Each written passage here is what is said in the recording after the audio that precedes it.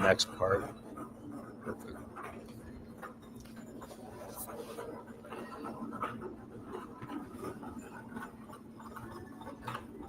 I'll just let people get on for a little bit.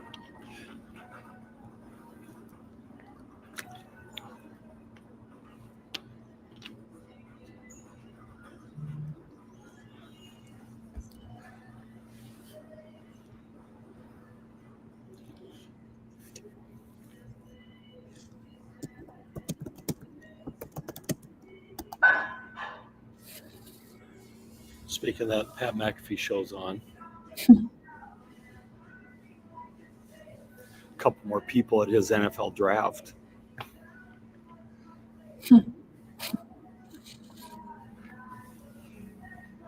Okay, I think I have both sets of the slides.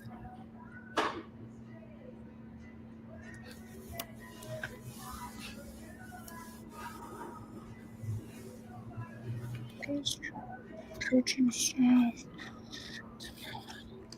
Perfect. I downloaded the slides 7 times until I got the right split. It's I didn't even think about.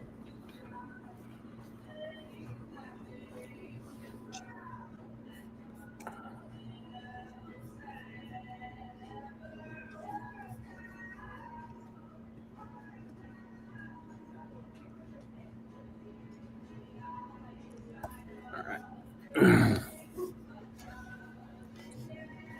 About a minute.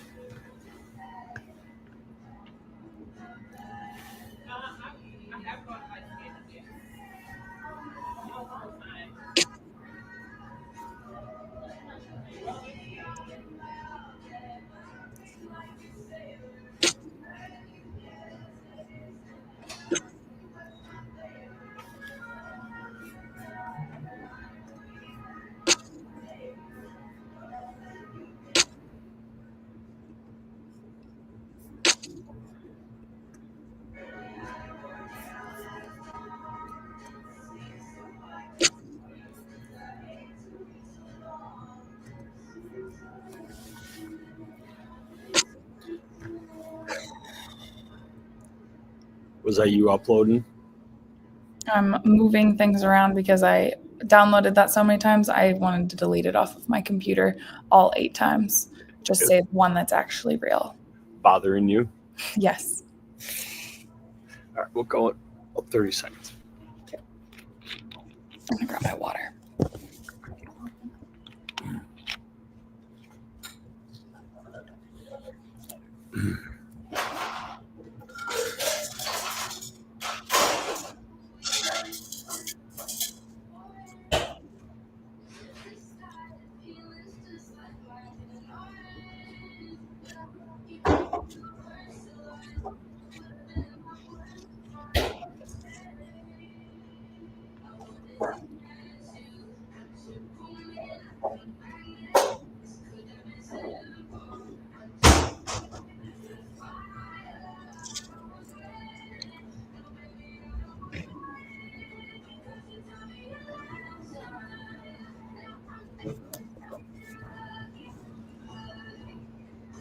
All right, ready?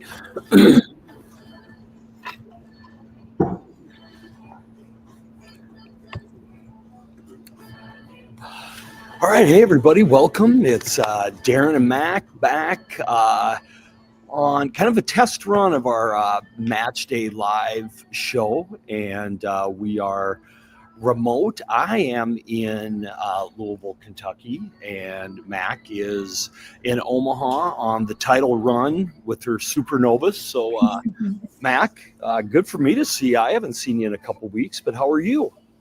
I'm good. Been busy, but it's a good busy. Trying to win that championship. Trying to bring home the gold, but bring home the trophy. But yeah, everybody, we decided.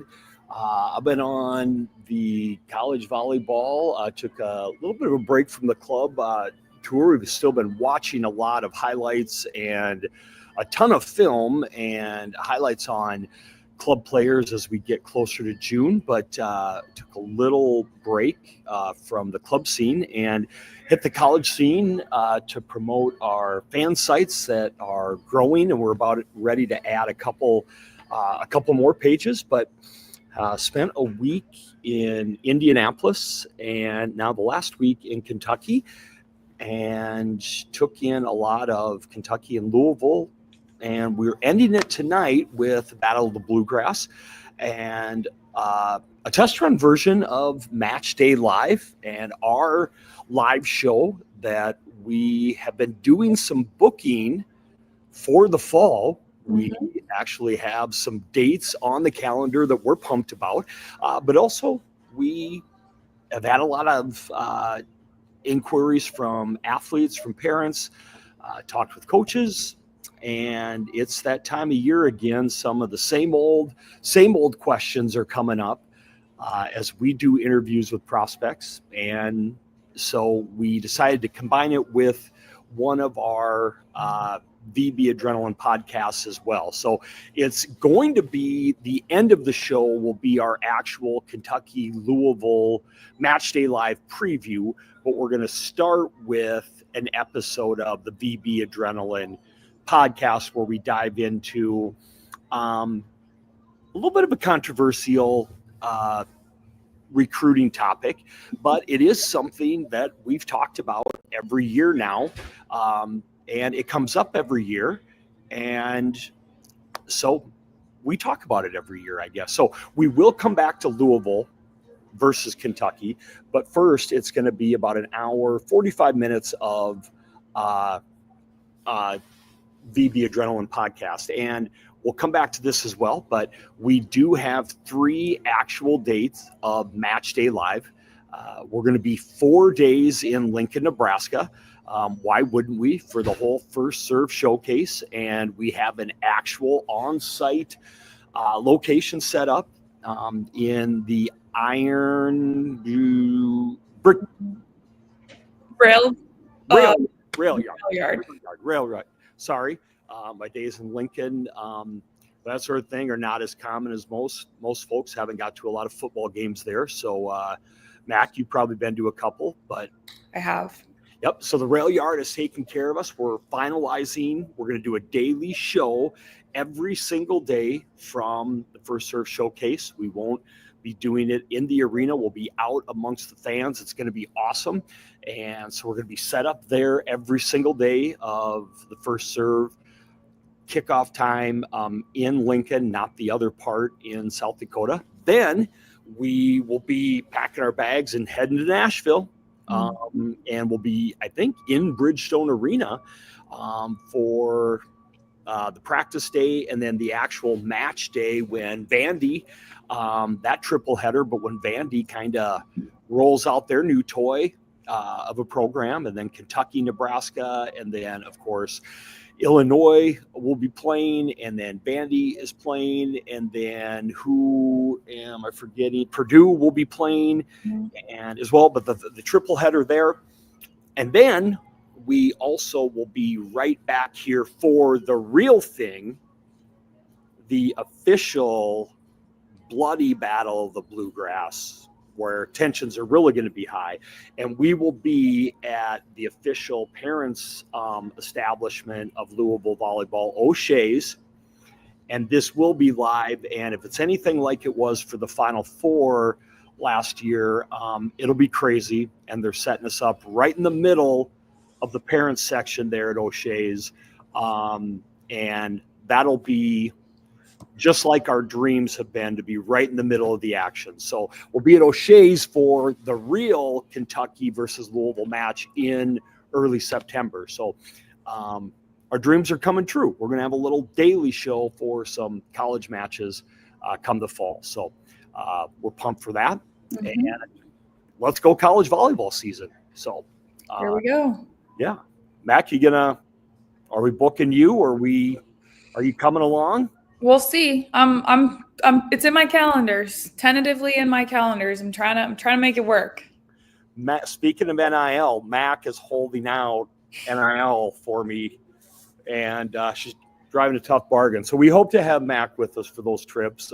We'll see what happens. But so as we go, and we're just going to hop into it. So as we go through recruiting process and we talk about this, it gets kind of sticky, and we want to just tell people again, we are the impartial party. We don't have a skin in the game.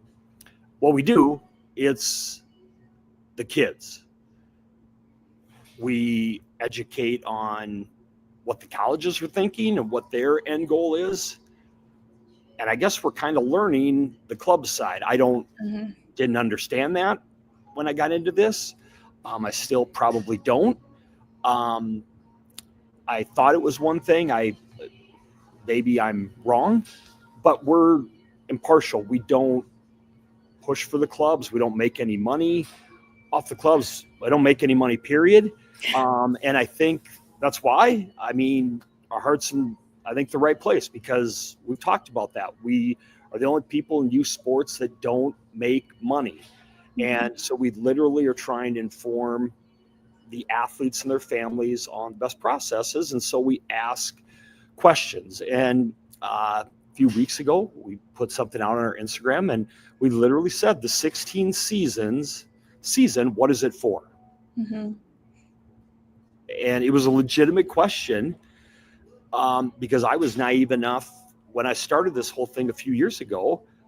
I literally thought it was these kids to get scholarships to college. Mac, weigh in. Yeah, I think the other side of it too, like you were saying, we don't have any skin in the game on the club side. We also don't have any skin on the game in the college side either. Like the college coaches aren't like, we want them to succeed. We want the kids to succeed. We want everybody to go wherever it's best for them. But like where we sit, it doesn't matter if this kid goes to this college or if this kid plays at this club. We are impartial on both sides, and it doesn't matter to us. And I think, looking at it from our side, where we can stand kind of in the middle and just want the best for everybody, it's kind of clear to see that not everybody wants the best for the kids, because that's who it should be about, is these 16-year-olds who are trying to get scholarships.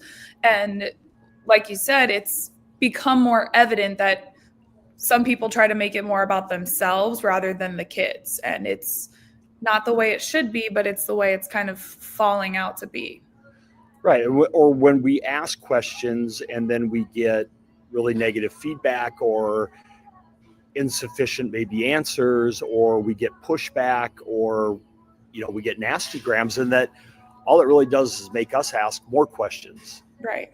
Because we don't make money off of those clubs, right? Or when they tell their athletes, hey, don't subscribe to those guys, hey, don't talk to those guys, we're not really going away, because that would be the first sign of why would they tell them that? And we'll talk about that in a little bit. But it's the same thing on the college side. We've said from the very beginning, all we try and do is inform families, because a lot of them are really stressed out right now. It's a very stressful time, and they get to go through this, have to maybe go through this one time. And parents, not everybody comes from the very, very affluent family that can afford all this stuff, right? So we bring it up, and again,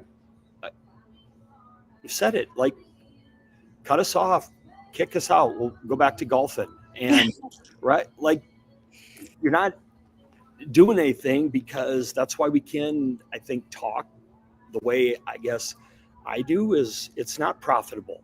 Right. And we're not making a lot of money like a lot of people in this sport are. And I just simply wonder, are a lot of the decisions being made because of that or because of the kid? And so when we ask that, is a legitimate question, or are there real reasons that benefit the athlete? And that's our goal. Yeah. We are trying to help the athletes. I mean, the tagline of VB Adrenaline is telling the athletes stories. And that's exactly what we're trying to do, is like advocate for the athletes. And we ask the questions for them. I mean, I know that there's no other motive for us other than just to get those questions answered for the athletes so that they have the most information and the best experience through this whole process. Yeah.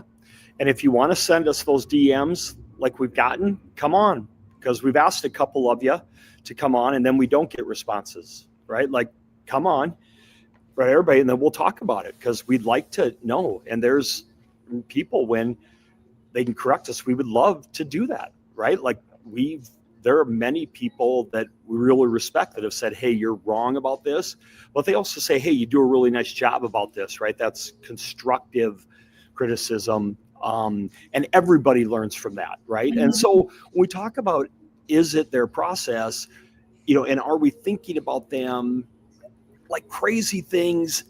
And when you hear from parents, you take it with a grain of salt, but with certain clubs, like not allowing 16s athletes to go to select camps. Mm-hmm. And I also understand, devil's advocate would say, hey, we're having those clubs come, or those coaches come to our campus. Mm-hmm. And that's great. One, because it saves families money. Yeah. But now, Mac, you answer on the college side, because then we'll talk to college coaches and they'll say, no, if they don't come to campus, that means they don't really want to be here. Yeah. I mean, it shows a lot to be able to go to camp and a lot of times too, kids don't say like, oh, I'm not coming to camp because of this, this, and this. Like they just don't go to camp. So then there's that lack of interest shown from the coach's standpoint. That's what they see. But also, it's different. When a college coach is in a club gym, they sit around the sidelines and they just kind of observe. Sometimes they're talking to like the other club coaches that are in there, but they're not talking. They can't speak to the parents. They can't actually speak to the kids even. They're just observing.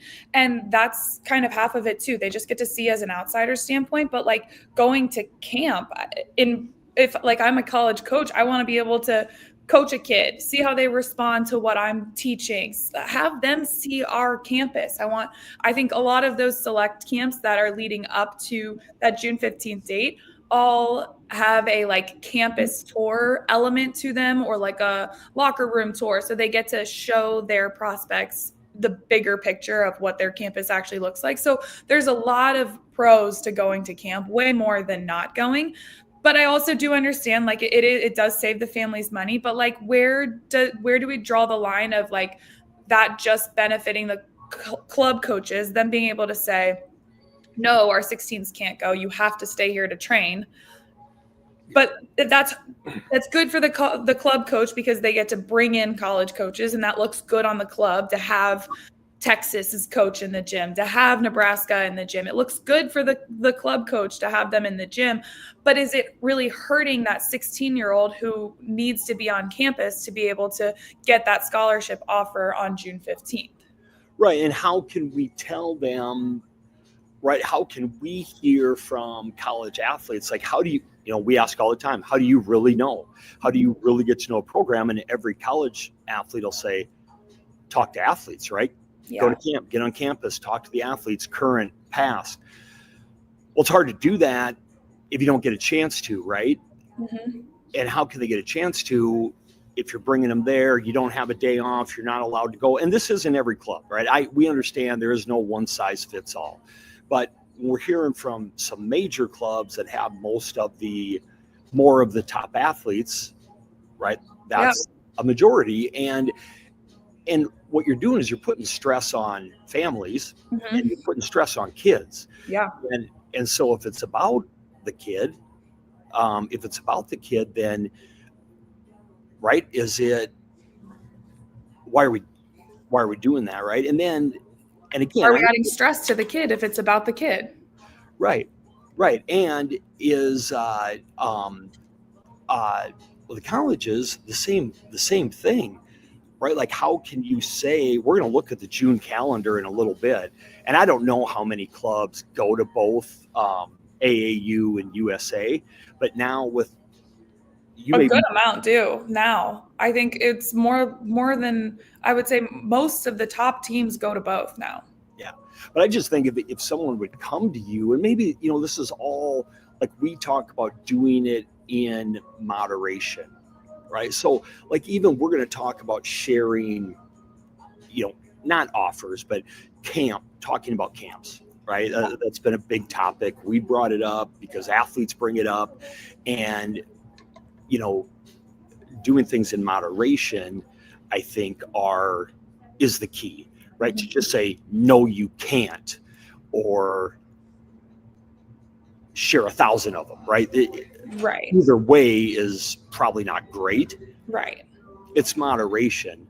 100%. And the same thing with athlete coming and asking to go to a select camp. Coming and missing 6 practices, 8 practices. Yeah, I get that. Right. One that you really go to and it's not going to work in your summer schedule, different. Right. Right. And I understand you can't lose your whole team. You got to practice. Yeah.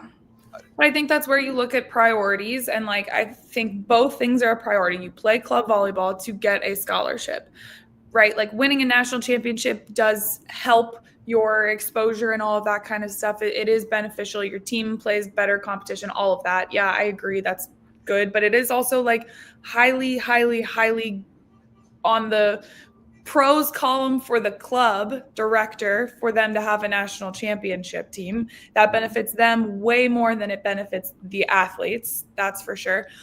But like finding that happy medium between like, okay, yeah, let's figure out maybe this week we move our practice. We practice Wednesday, Thursday instead of Monday, Friday. Like, I don't know. There's things that can be worked around. And I think club coaches need to be a little bit more flexible and have a few more conversations and allow a little bit more flexibility with these 16s, especially. Yeah, 13s, 12s, 13s, 14s. No, like be in the gym. This is the time to train with your team. But then I think once we get into 15, 16s or uncommitted 17s, that's when it starts to creep into like, okay, let's put this on the front burner. Like, let's go figure this out. Well, and I think another, just big discussion is the amount of time and the length of the season, which we've touched on, where we're in colleges and they're talking about rest and recovery days. Yeah. They're talking about these types of things, and they're talking about the length of the, these club seasons. And we're going to look at, June, and not a great calendar, but the pink, the pink days are days of, let me see if I bring the whole thing up. But if we just look at June a little bit, with the adding of another national tournament, and don't get me wrong, Triple Crown puts on great events. But when you add that into now the 6th, 7th, and 8th, the Triple Crown National Tournament, right, which I'm sure will be a great event, and then now with the trend of wanting to get 16s on campus before the 15th, right? You want to see them, and kids want to see, their tops, and coaches want to see their top prospects right before, because everybody's, that trend now of committing early. And so you have 1 week now, because there is no first week of June anymore to go camping. Right. Right. And there is no first week of June to practice for Orlando. If you're going, and I don't know the numbers of clubs that are going, but I've seen quite a few of the major clubs, committing to that. And again, it's not that that's a bad tournament. They have all rights to host that. Yeah. We understand why those big companies host them. It's to make money. Yeah. And I mean, honestly, it is a really great opportunity. Like if the top prospects are going to those tournaments, because like Triple Crown does host good tournaments, and the NIT is always a top tournament. So like it makes sense. And all of the college coaches will want to be at those tournaments. But here's the thing too, is I think a proposition to throw out there is, if these tournaments exist and the coaches use them as recruiting days, then maybe they can get rid of some of those early camps and they can use those recruiting days later in June to make their final decisions then, if they're not, because if it's going to be so much of like this back and forth battle, then coaches are going to have to decide, are we going to use our recruiting days and go on the road, or are we going to host a camp back at home? Right. And the problem that it puts with 16s is now this year 2027s is, if my team goes to Triple Crown, we get done on the 8th. Okay. Well, then the week of all those camps is, I don't remember what I saw on the 9th, because I'm sure all college coaches are doing the same thing. They're traveling back and they're getting ready for camp. Yeah. So they're cramming them in 10th, 11th, 12th, 13th, 14th, right? So, and then the other problem is multiple of them have them on the exact same day.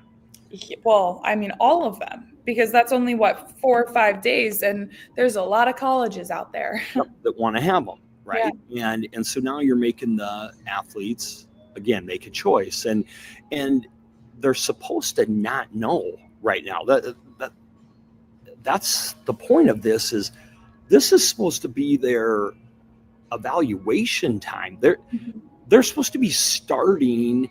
Right, it's hard to criticize these kids for deciding early when this is supposed to be the start of it, right? Well, now, because there'll be college coaches that say, well, if school X and school Y have their camp on the exact same day, and you go to school X and don't come to mine, well, we see who, right? You didn't want to come here. Well, no, maybe they had to decide.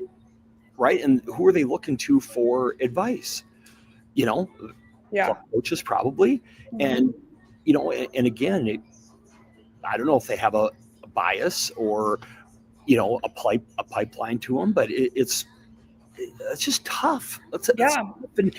No, I mean, the club coaches 100% do have a bias, because like something that I know club coaches want to do is they want as many different colleges on their resume. They want to say that they have kids going to every single school in the Big Ten. So if you're between Penn State and Nebraska for a camp that they have on the exact same day, and your club coach already has a kid that went to Nebraska, they're going to say, you should definitely go to Penn State. Penn State's been talking to me about you. They think you're awesome. I really think Penn State is where you have the best chance. Go to Penn State.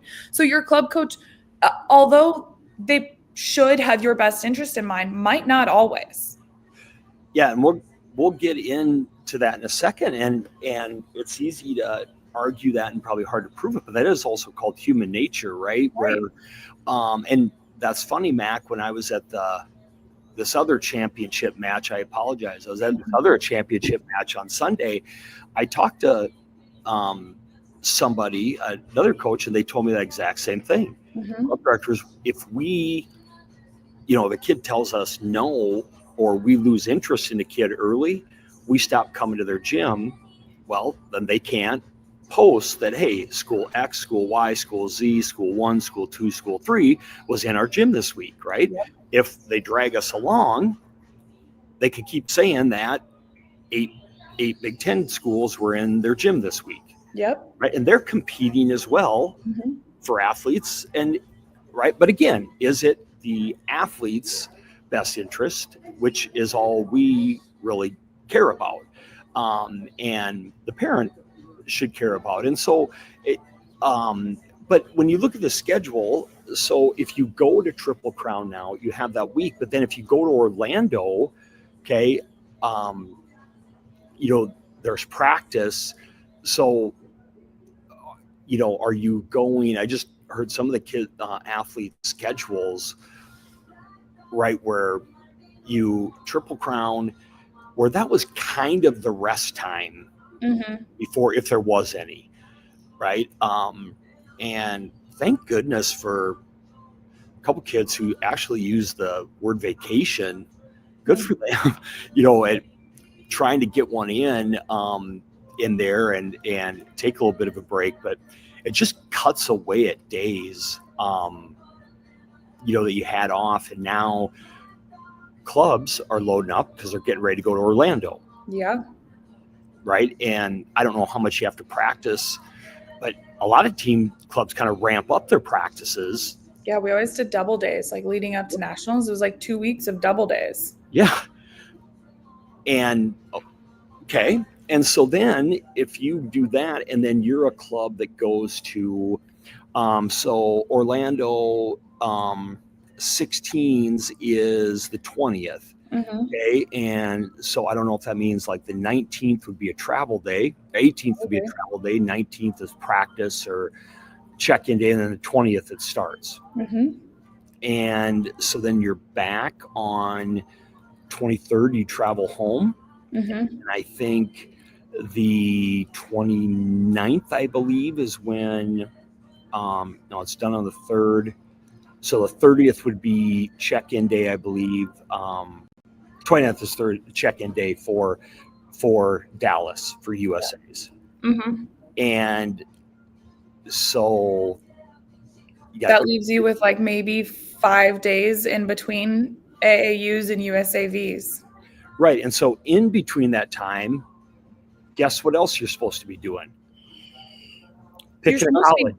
You're supposed to be resting, but you can't because you've got to be on the phone the entire time. Right. Figuring out where you're going to play college ball. So you could technically go to Phoenix for Triple Crown on the 5th, play the 6th, 7th, and 8th, Mm-hmm. come home hopefully the night of the 8th, have maybe the 9th off, go to select camp somewhere between the 10th through the 14th. Mm-hmm. Then, by the way, the 15th hits. Yeah. That can be crazy. Mm-hmm.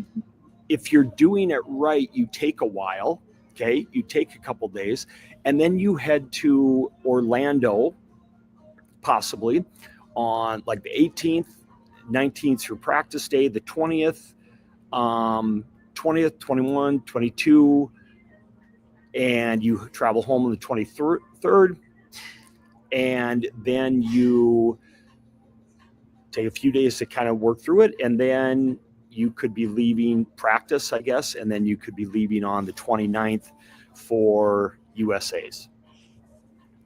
Yikes. On the 3rd.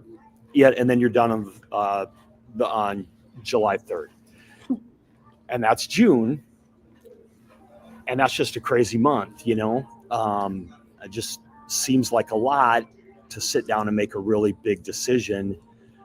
And then you have the pressure from, colleges that comes in, with that sometimes, with deadlines and whatnot. And you see how that could be a tough time for, for high school kids. Like, gives me anxiety just trying to go through that calendar and imagine. So what, like. Yeah, no, I mean, that's it. I like that. There's nothing more to say other than that's absolutely insane and it's crazy. And I hope that maybe eventually it'll slow down and like one will take precedent over the other. But at this rate, it's just ramping up and it's only going to get more chaotic and more crazy. And I think it all goes back to the question, who is it all about? Yeah. And last year, somebody in a corporate position made the thing about like, hey, it'd be neat if we moved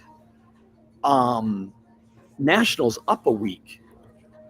And if we moved nationals ahead.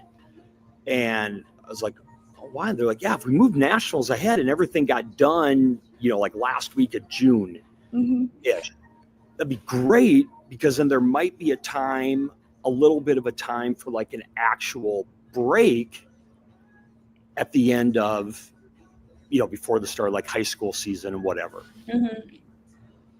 And I was like, respectfully, that's absolutely silly. Like, do you think if you move nationals up a week, all these other entities are just going to play nice and say, yep, let's give the kids an actual break? Yeah. No, they're going to start having more first contact camps. There's going to have alumni camps. Somebody else is going to think of a invite only. You got to be here. National something, right? Yeah. There's going to be more high school prep, pre-tryout camp, 34 more camps. No, it's not going to slow down in any way. I think the way that they changed the 18s schedule and moved the 18s up so that kids can go to college early if they wanted to, and or early for summer wise, and ending in mid-April to May is the ideal length of a club season. I think they figured out how to do it for 18s, and that was the most genius thing that they could have done. And if only club season could be shorter. And who decides that? It's USAV. I mean, USAV moved 18s nationals up to be May, June. No, it's May, end of April, beginning of May is when 18s nationals are. And it's so that those 18-year-olds could graduate high school and go to college in early June. But I think it should be the same for all club athletes. I think club ball it starts in December. I think it ending in April, May is a perfect length of time. And then it gives kids a break before they have to start their high school seasons, because those start usually July is when high school camp starts for sure. August is when matches start. Let them go end of May, they finish school. Let them go June and do camps. June 15th starts, and then you're off to the races, and you have time to do camps between May and June. I think that makes way too much logical sense, though. So I don't know who needs to hear that. They're not going to listen. Well, but I understand the principle of stopping the club season. Mm-hmm. But that doesn't stop the club season. Right. They're still going to do all of those tournaments. They're still going to do all those camps and stuff like that. I think, though, the way that club volleyball is set up and the structure that it has of nationals is the end of season. I think if you put a tournament after nationals, it loses its power, and I don't know that it will continue to push in that direction. I think tournaments wise, I think people would stop, but the camps and the postseason practices would continue for sure. But I think there's still some pushback and there's wiggle room on that. And I honestly, I think club directors would love a little bit of time off too. Yeah, right. They, but I think then you just bring back their college alumni and they run their camps. I've seen it on social media where local camps around us, and it was the exact same 25 kids that were just at a different camp the next day. Yeah. It was first contact camp. Mm-hmm. Oh, yeah. Then it was serving aggressive camp. Mm-hmm. And then it was pre-tryout camp. Yeah. And then it was high school prep camp. And it's just the same group of kids. Paying another $50 to the same people. Mm-hmm. Right? When you ask parents, they're like, shouldn't this come with our whatever $15,000 we just paid? Nope, you got to pay more for that. And I get there's fees and rental stuff, but that's what I think would just get added more into it. But so unfortunately, it's there was a week. It used to be, everything wraps up at the end of May, right? Or end of May is kind of open. May is really slow. When I started this. Oh, yes. There was one tournament called Summerfest, JVA Summerfest, and that was the only one in the Midwest at least. And other than that, it was a good pre-nationals tournament. It was a weekend, so it was 2 days. It was really low key. That's when I remember I committed when I was 13 years old at Summerfest. Well, but now look, right? Now somebody was like, oh man, you mean there's nothing? Yeah. Wait, kids have time off? There's money to be made. There's a lot of it, right? And that's what they do, right? Because nobody's going to say no. Right. Put a good event on, and that's what they get paid for. But again, and it's FOMO, which we're going to talk about here in a second, which is what fuels this whole June 15th commit thing. But adults have it too, right? And you put something big on, clubs are like, we can't miss out on that because we'll lose like national ranking points. Right. We better get there, right? Yep. And then who has to go? The family, right? So it fuels it. But okay. So as we go, the next thing we talk about is share or not to share. And we get this all the time, and I didn't understand it. We're not talking about college offers, but we talk about this.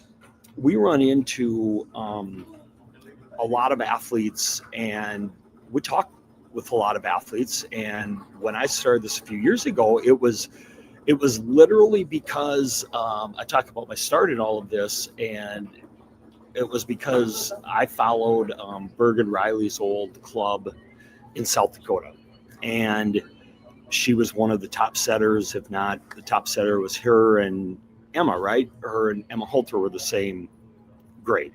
Yep. And it was coming out of COVID, and I'd followed her, and especially there in South Dakota, that was everybody's like, "Where's she going? Where's she going? Where's everybody's looking at her." And when you're a recruiting buff, that was huge, right? Because if you're the number one quarterback in a class, there's rivals.com, there's all this stuff, there's this buildup, and they're talking about it. Now, I know the old volleyball rule for volleyball is like, oh, we don't do that stuff.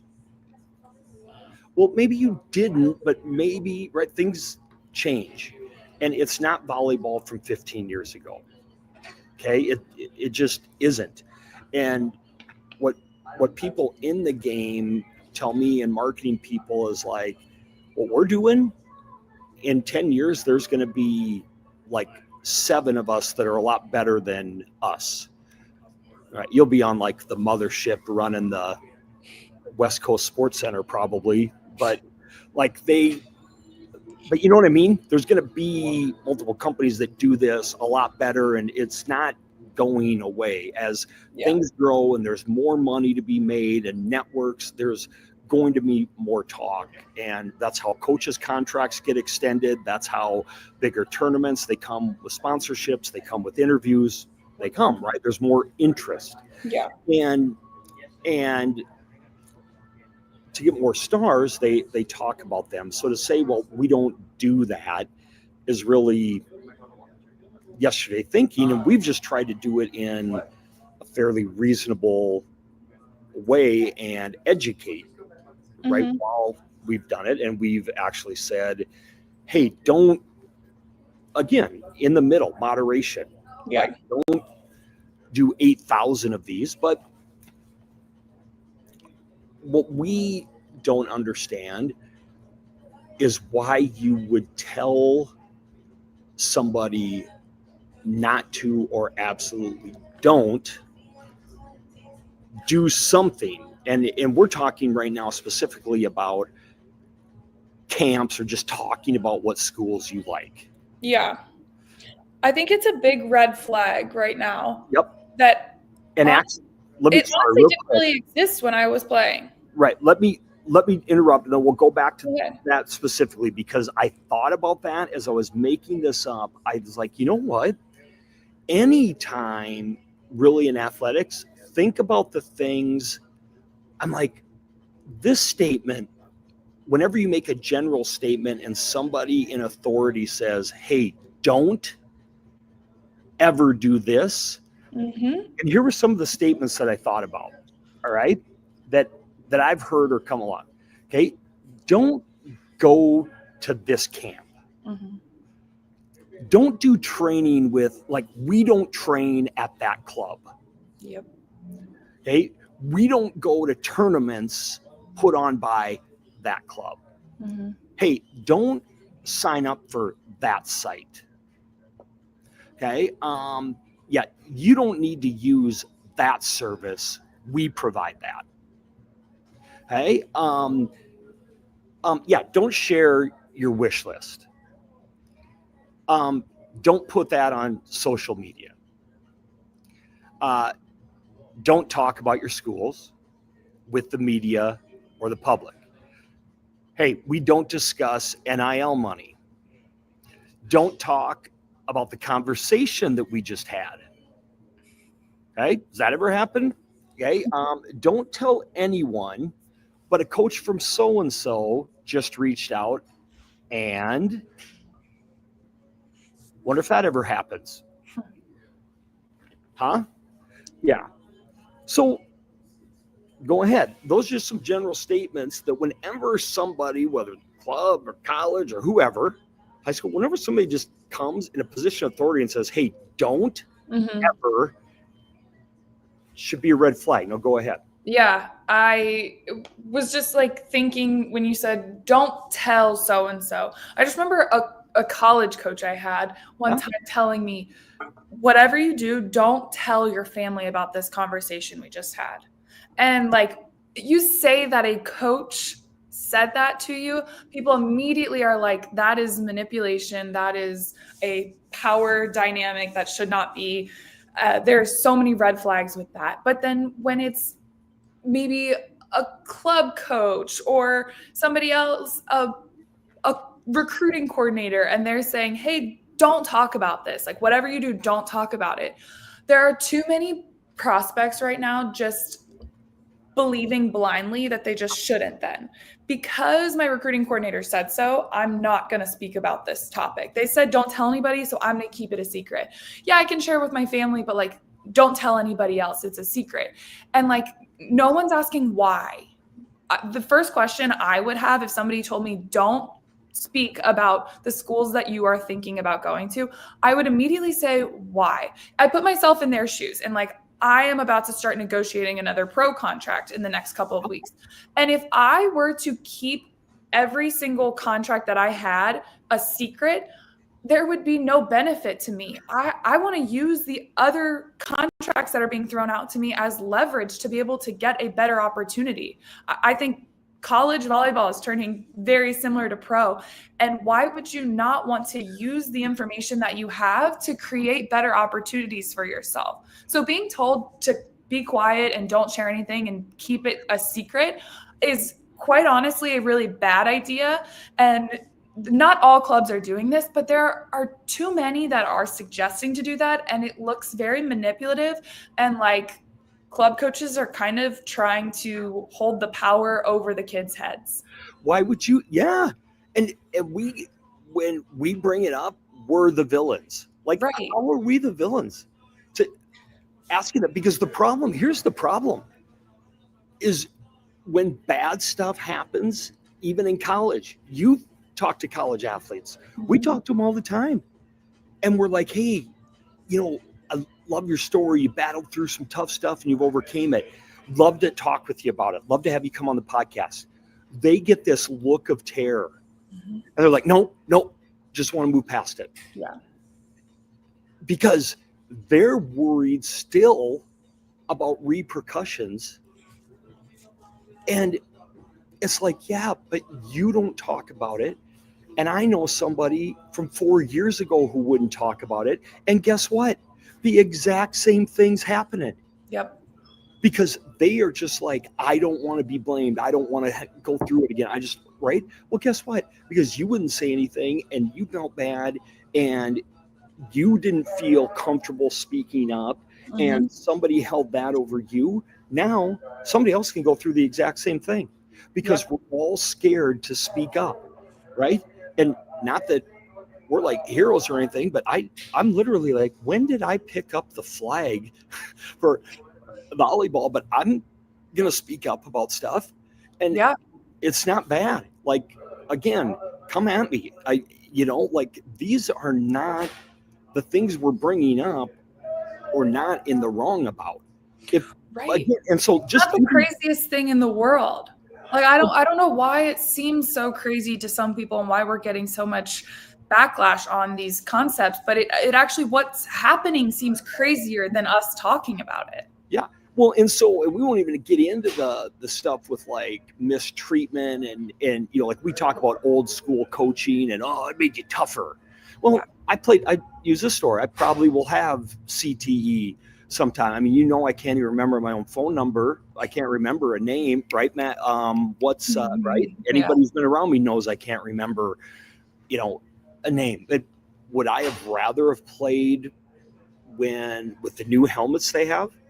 Much rather, right? But when I played, you just took a bunch of aspirin and sucked it up, because I had those old school coaches that right? I mean, one of the schools you were at. And would I have rather have had a coach who said, man, let's develop this helmet, and maybe you don't have to have like 10 concussions. Mm-hmm. But no, I played when you just sucked it up. Right. But thank God somebody stood up and probably got called all kinds of names, mm-hmm. right? And this was little as 7-8 years ago, mm-hmm. right? And remember what we called quarterbacks when they implemented the quarterback rule and roughing the passer, and thank God somebody did that. Right. It's going to save lives. You have to do that. And so this is not to that level, but what we just ask with going back to volleyball is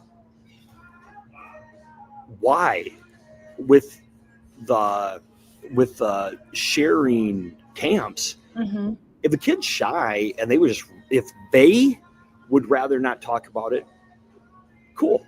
Yeah, totally fine. But when they say, my club tells me I can't, mm-hmm.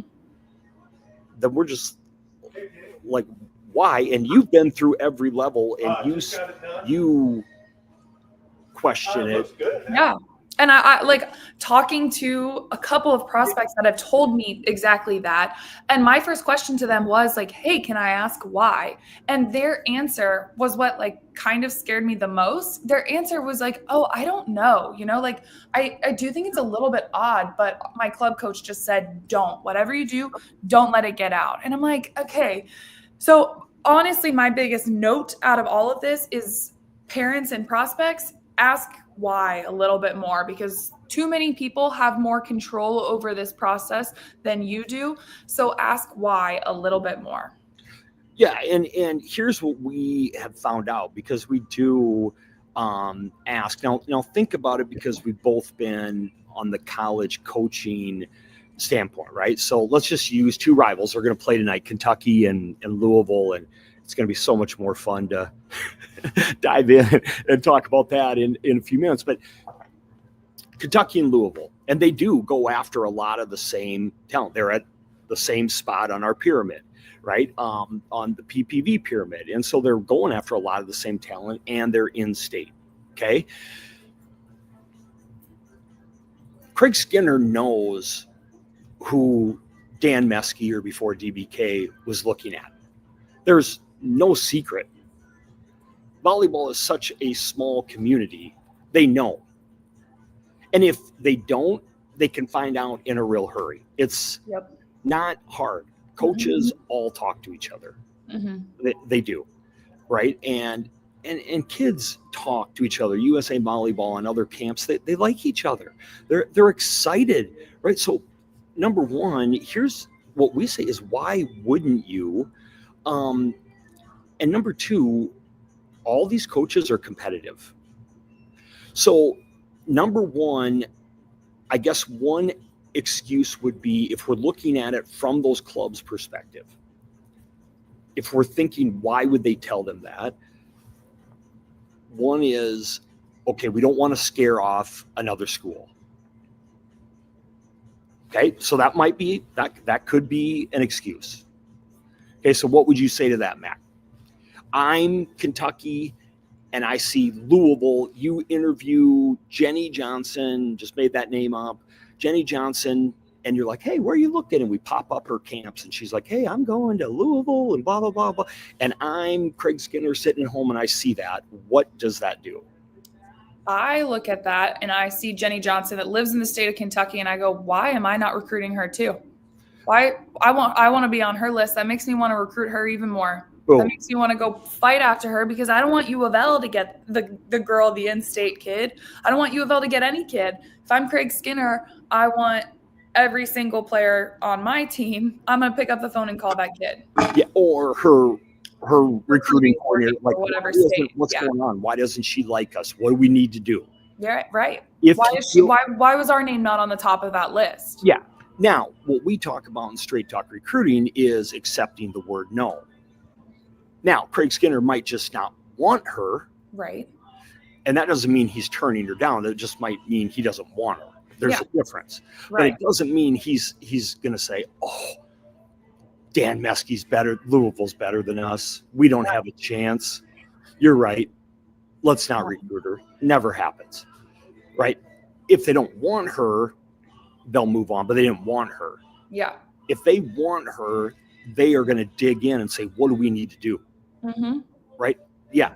I think the other side of it too is if I'm Craig Skinner and say I was on that list, say her top 5 choices and it was UK and U of L. Now I'm Craig Skinner sitting there. I know I'm on that list and I already knew who I was fighting against. Now I know for sure. And I'm going to make sure that I'm better at recruiting those kids. And I'm going to make sure that these kids know that they're important to me if they really are. So you'll get even more for sure. Like the coaches that really want you will press even harder for you, especially knowing what they're up against. They can go find that out easily. But if you lay it out there for them and you're like, yeah, these are my top schools. This is what I'm looking for. I remember back in my day, I said that like so long ago, but like when I was getting recruited, like that was a question that coaches would ask us. When I was on the phone with a coach, they would be like, so are we in your top schools? Like what else, where else are you looking? Do you have visits planned? And like, that was just a conversation we had. And it was like, oh yeah, I'm looking here, here, and here. This is my plan for the next week. And they were kind of like, okay, cool. And even when I was doing the transfer portal stuff, I was on the phone with DBK saying, yeah, I've got my Penn State visit next weekend. And she was texting me like, hey, I know she sure was. She was like, hey, I know you're at Penn State right now, but here's a couple things. Because, she's going to text me while I'm at Penn State to make sure that her name is still in the back of my head, So, like, the knowledge is power for the coaches and for yourself. And the more you can get it out there, it only benefits you more as a prospect. And we talk about that's the next couple of points. It gives them leverage, right? And athletes use leverage so much less in volleyball recruiting than basketball or football, so much. And we talk about it. And it's going to take a kid, very few in each class actually use it because they don't wait long enough. Yeah. And you are being recruited, right? And they actually act like they have to recruit the schools to recruit them. Right. Right. You know what I mean? Like it doesn't make sense. And I get it when that dream school calls you and says, hey, you got till noon today. I get it. I haven't been there. You have. And you're like, they didn't want you. Right. The elite athletes still tell me, hey, they didn't want you. Yeah. You guys can say that. I can't. There's going to be a whole crop of them here in another couple months that I have to go through it again. But again, they don't use the leverage of, listen, you know who is going to come after me. And maybe you just have to tell somebody no, because these 3 schools really like you. And if somebody's willing to wait, now I also get the college point of view. Hey, guess what? I was a nice guy last year. And my 2 rivals weren't nice guys and gave timelines. They got better recruiting classes than me. And I'm coaching for my job, right? I understand both sides of it. I'm just saying we're trying to look out for the kids, right? Yep. And the other thing is schools, the colleges want to know honestly where you stand. And this is going to shock you. They don't always get the honest answer from the clubs. Right. And so if you're honest with them, you don't know what they're exactly being told. Okay. And again, I've told this story, and I don't mean to knock recruiting coordinators.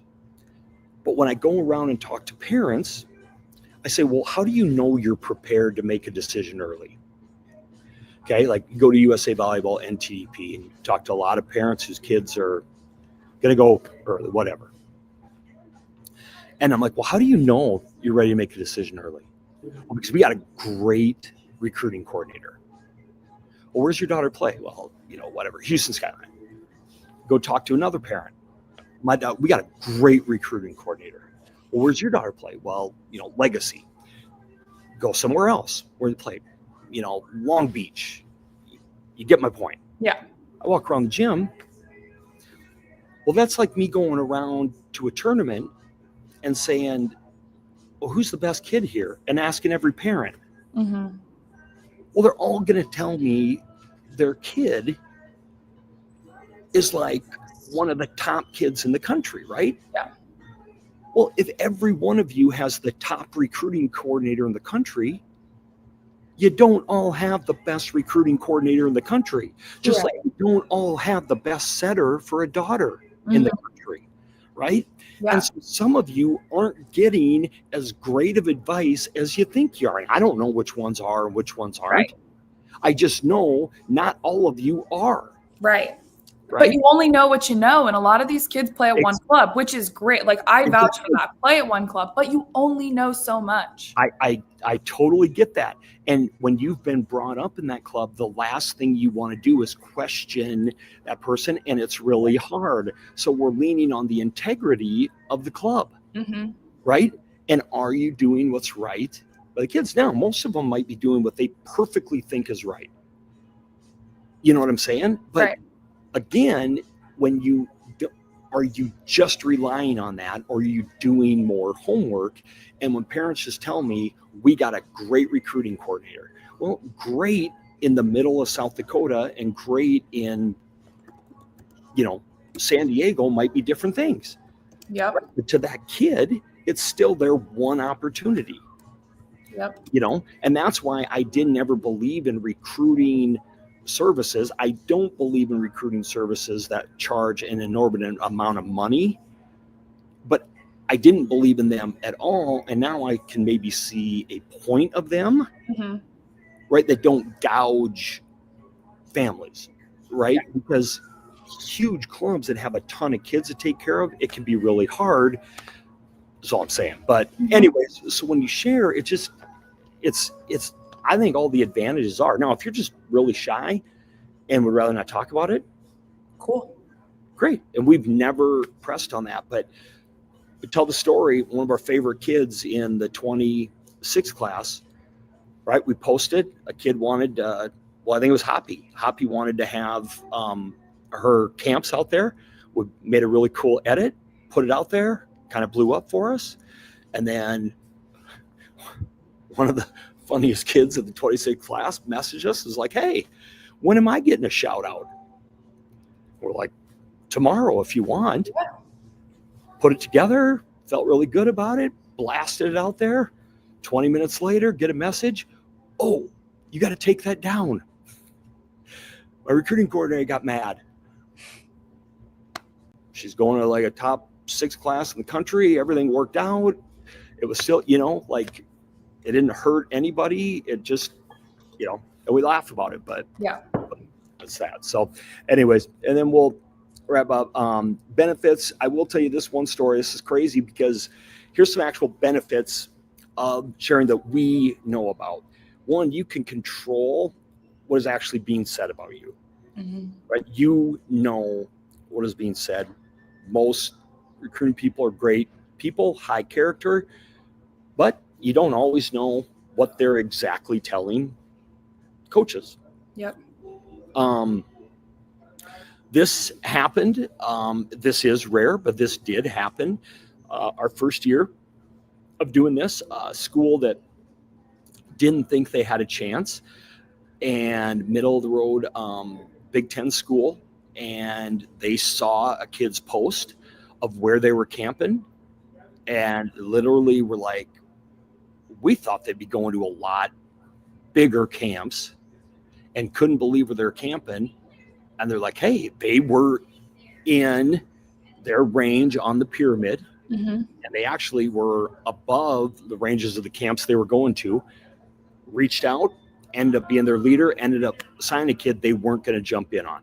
Yep. They're an outer region kid. So it may happen the exact opposite way, that you get a school that wasn't going to, because they're like, hey, she's looking, too low on the pyramid.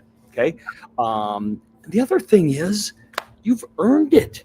Like, I mean, I talk about it. Do you have a dream? Do you have a dream school? Did you go? Was OSU? I mean, OSU wasn't a dream school. I didn't really have a dream school, but like I wanted to play in college. Like I wanted to play college volleyball. So like that was the dream and I wanted to talk about it. yeah, and it's okay, right? Mhm. Like, you should be able to. Your parents have spent a lot of money, Right. like, and you're spending a lot. Like, have fun. And the other thing that we all laugh about, and coaches laugh about this, is as soon as they step on campus, what happens? There's 8 million pictures all over social media Yeah. where everybody's at camp. Mhm. So you all know the second you're there. So it's Mhm. not a secret, Right.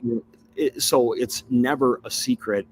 And it doesn't say a secret with social media, but like if you're a school X fan and you know all these girls, or maybe a coach, like I know we got to see CC McGraw this week, right? And Mhm. some Minnesota kids in this class like grew up watching her. You go to camp and go to camp with her, like I'd be jacked. Like that's your idol growing up. Right. Yeah. Be excited that you're going. Yeah. Post that picture with CC McGraw. Or before, like Great. that's not too long, Mac. That's gonna be you. Like that's okay. I think anyways to not be able to say it. I don't know. Maybe that's ridiculous, but and then the other thing we have on here is you get outside feedback, which I really think a lot of kids are missing in their process. Mhm. When you post, people are going to reach out and say, "Oh, you're going to be careful," right? Or, "Oh, you're going to love the staff Mhm. there," or, Yeah. "Hey, make sure you talk to so and so," or, "I know so and so, they didn't really like it there," and all of that is good. Mhm. Right. Knowledge is power. Take it or leave it. I always tell kids like that is every time I get asked all the time my biggest piece of recruiting advice, and it's that you are going to hear an opinion from every single person and you get to decide what to do with that. It's your decision, it's your process. You get to decide what to do with all the information, but knowledge is power, and the more knowledge you have of all of these things, the better off you are. Yep, absolutely. So we're going to move on from that. We're going to end with this. It is warnings, class of 27. Listen, remember, June 15th is the first day. It's not the last, it's the start. Hopefully it's the start for a lot of you and you take your time. Again, this is contrary to probably what a lot of you are hearing, but you do not know about the program you're committing to on June 15th. And we're going to hear that from a lot of kids. I just knew. When you know, you don't. And you can get upset with us again, but you know who tells us that? Like the last 10 days, about 25 college athletes playing right now that were in your shoes like a couple years ago. We'll tell you right now, whether they committed early or not, they were not. It's different than you'll expect it to be. It's different than what you think it is every single time. And with 95% accuracy, the number one thing, without a doubt, when we ask a college kid, unless they maybe grew up in that town, what would you do different about your recruiting, Mac? A little more time. What do they say? Know it a little bit better. Take your time. Get to know the staff. Learn more about the program. Yep. Take more time. Take more time. Take more time. So whatever you got to do, but don't bail out. And I know you're hearing it from a lot of places. Again, let them be upset with us again. You don't know. And I know right now you're saying it, but do what Aiden Ames did, right? Do what a lot of people have done. Take more time. Yep. Right. You can't take a year, unfortunately, but I still say all those girls that decommitted from Oregon and recommitted somewhere else got the best recruiting experience of anybody because they were a year farther along and they knew they actually got the recruiting experience every kid should probably get. But your clubs might be amazing, but they just have so much to do and so many other things going on, 100% prepping you individually the correct way, just the 15th just isn't always priority number one. And that's not, doesn't make them bad people. They just have a million other things, and they might have 50 kids to try and do recruiting for. Yep. And we can't speak for all clubs. Some clubs are probably doing a great job. We only see that there are a few not doing it great and are raising red flags for people about that. Yeah. And you just got to look, and it's an individual thing, and you just gotta look, and they don't like us anyway, so that's okay. That's okay. And then colleges would sure love. I know you're fighting for your jobs out there, but there's a way to give them time. Give them time. Let's work on getting those timelines changed or whatever we got to do. But get the team board time. We talked about this a year ago, and nothing got moved. So, and then athletes, listen, you can say no to FOMO when your teammate commits. It does not mean you need to be in a hurry. That was their process. It does not need to speed you up, right? We're going to do a bunch of coverage. We're going to do a bunch of things to educate you, to get word out. We're doing it because that's when it starts, not because we want everybody to commit on that day. We would rather do that stuff all the way through September, October. Just take your time, right? Take your time if you guys can, and use your leverage, right? This is your time to be recruited. Let Danny call you like she called Mac, and let her check on you 6-7 times a day. If one of these coaches is doing that, let them keep doing it. Yep. Right? Let them take their golf trips later on. Make them wait another week.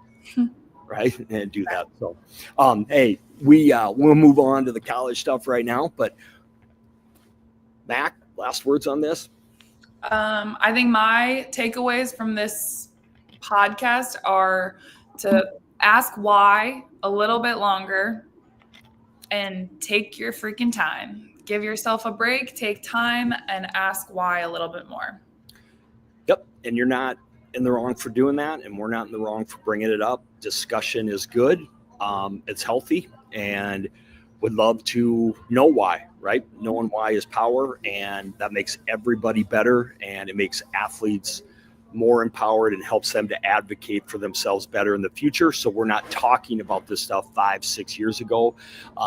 It gives athletes more confidence and more empowerment, and it lets parents help their daughters down the road, which is what we're really all about. So that's it for the VB Adrenaline podcast. Now we're going to go on to a little bit of rivalry action and switch right into our match day live, which is what we came down here for in the Bluegrass state. And so with that, we'll make that dramatic switch for the Kentucky and Louisville fans. And that begins right now.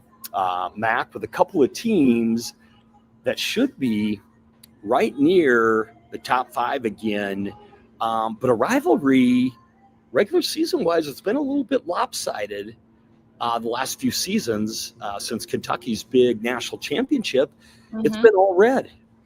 Yeah, it has. Louisville's been a powerhouse the last couple of years, and I think Kentucky's been trying to find ways to climb back up to where they were after that national championship. They definitely lost a lot of key pieces after that. They've had a lot of good pieces stick around over the last couple of years. I mean, the addition of Brooke Baltimore last season and Emma Grome over the last, what was she there, 4 or 5 years? I don't even know anymore. But they've had some talent over the last couple of years, but it's just been more about putting all of that together. And I think this upcoming season, transfer additions and whatnot, I'm excited to see what they can put together on the court. Yeah, and it's as you look in the state, as we're here, it's crazy. Like, we're going to talk a few times, but being here this week and being around, the programs are different. They're very different. They've both been very successful in their own ways. But Louisville is a volleyball community, and it is not stopping. They're still, I heard a lot of, we were sorry to see Danny and her family leave, but man, Dan is a great coach. Like, they know their volleyball, and they talk a lot about Kiva. They talk about club. They talk about high school. Like, it is a community that is wrapped up in their volleyball, and they knew about the spring match. They were the ones, people at O'Shea's were the ones that told me, they're like, no, the match isn't at the Yum Center. It's over on campus. Good to know. Right. But they know their volleyball here.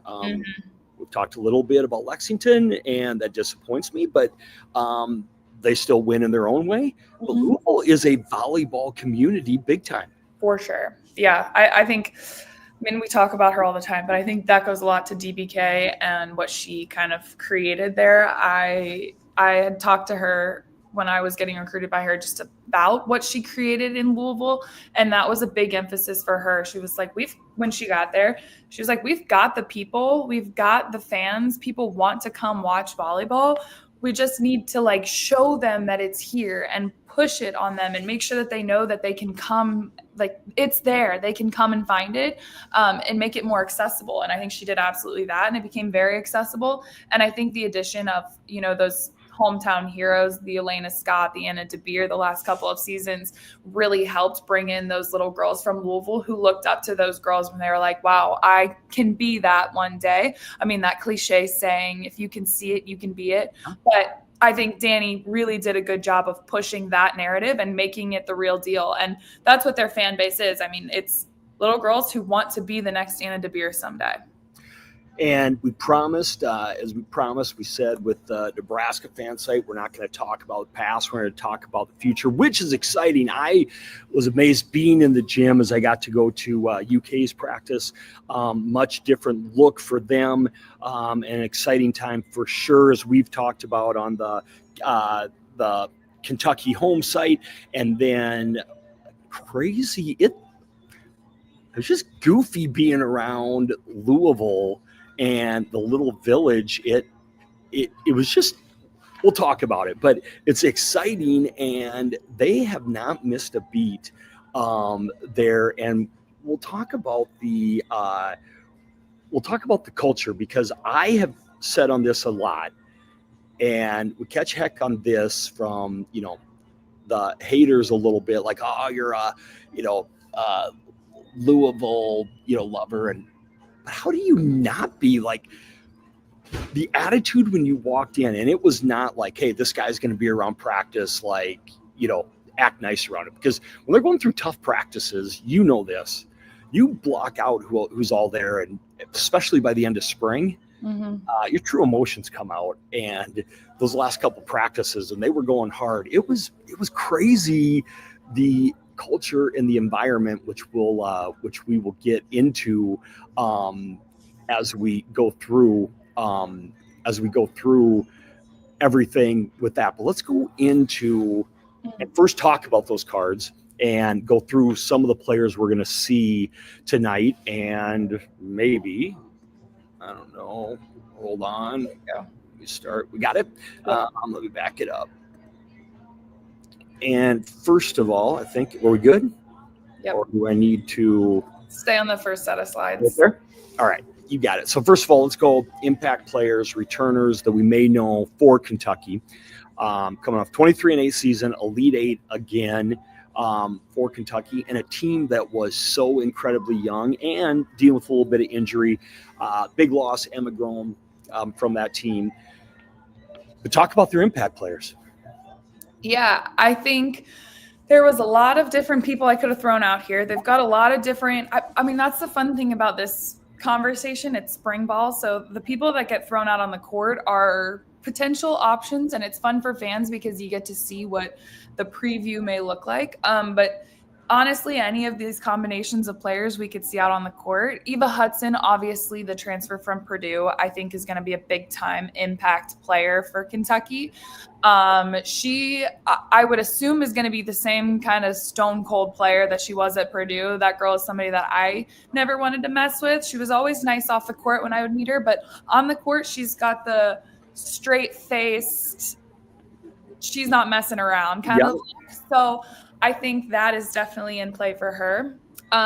You've been in the gym a little bit more, so I'm sure that her attitude's been out there too. I mean, she's a fighter, that's for sure, and I think she's going to do that for this team. I think they need a little bit of that, but it'll be interesting to see how. It's always interesting to see how a transfer can come in and impact a court. You know, like it's one thing to have a random transfer come in that maybe doesn't have a big name, but Eva Hudson is a big name from Purdue and did a lot and was an All-American. So I think that's going to be a pot stir, and we'll see if they can use it in the best way possible. Yeah. Well, and I think the other, we talk about it, that's the difference. And we'll get into this with notes on Kentucky, but, a couple transfers this year, which is flip the coin for Kentucky this year. And, her teammate, Lizzie Carr, again, which will be an impact player new for Kentucky in a new role that was there as well. Mm-hmm. And then Brezwitz, who's fighting for time in that back row, coming from Marquette, new impact player, but returners that got so much time in Kentucky last year, and a couple of them because of transfers the other way, leaving Kentucky, had to play really, really young. Talk about a couple of them real quick, Matt. Brooke Boltema stands out for me.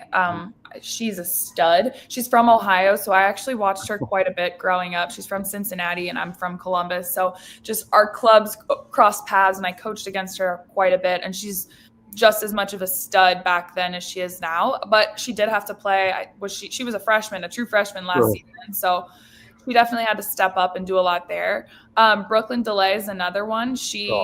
True freshman on the outside and absolutely did exactly what that team needed. I mean, they needed somebody to put balls away, and she was that and more. So I was really impressed with her. But those two are two players that this team is going to need to rely on as like, this is how we do it at Kentucky. This is what we do. We've got some youth, but like, we're good. We know how to play volleyball together. Let's make this mesh and kind of come together. Let's use our strong transfers, these girls that are going to push our players. But like, how do we put that all together? I think it's going to fall on the back of Brooke Boltema and Brooklyn DeLay quite a bit.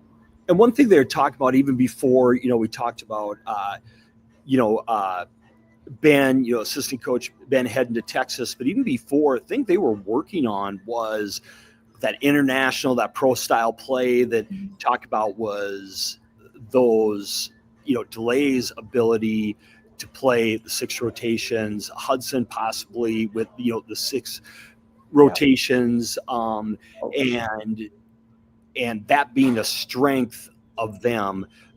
DeLay, the All-American last year in her second year, but we wrote an article last week after their scrimmage versus Illinois, just about the mentality of Boltema, and I commented on. Did you read it? Yes, I did. Did you like my analogy? I just have that etched in my mind of, due to a transfer, her and Jordan Daly being thrown literally into the lion's den against Nebraska, and they didn't have a rep on the roster at middle, and you throw her into the Andy Jackson pit in a national match, and that focused Nebraska team. And I asked Brooke about it. She's kind of laughed. I'm like, not this year, right? Like, not now. I don't want to upset Andy Jackson because it's still a tough task for her, but they are so much more like, nothing could scare us this year. We went through that. Right. And they just play so much more loose. Jordan Daly's playing a lot on the right side as Skin tries to figure that out. And I know he loves, Georgia Watson out there as well. So that is a battle. We're all talking about the setter battle, but that's a battle as well. Along with what they're figuring out in the middle. That setter competition, which you'll talk more about, obviously, but there's a couple other position battles that are good because of all their depth and talent. They're good position battles, but those positions are not decided by any means. And let's move on, because Louisville's a team that maybe has the new faces. Yeah. quite a lot of, I mean, going through this, I had to move some people around. Like I was looking at it and we already had it filled out from last season, this exact thing. And I was just like, oh, delete. I was like, oh, wow. Okay. Yeah, it's breaking your heart where you're like, no, can I keep her? Can we keep her? Right.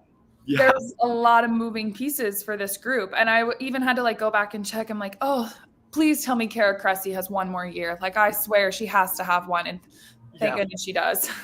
Well, and when I walked in, I'm like, Kara, you're the grandma of this crew. And she, in her giggling way, she's like, yeah, I guess I am, totally not acting like a grandma, but yeah, she's the old timer. For sure, which is crazy. Like it is.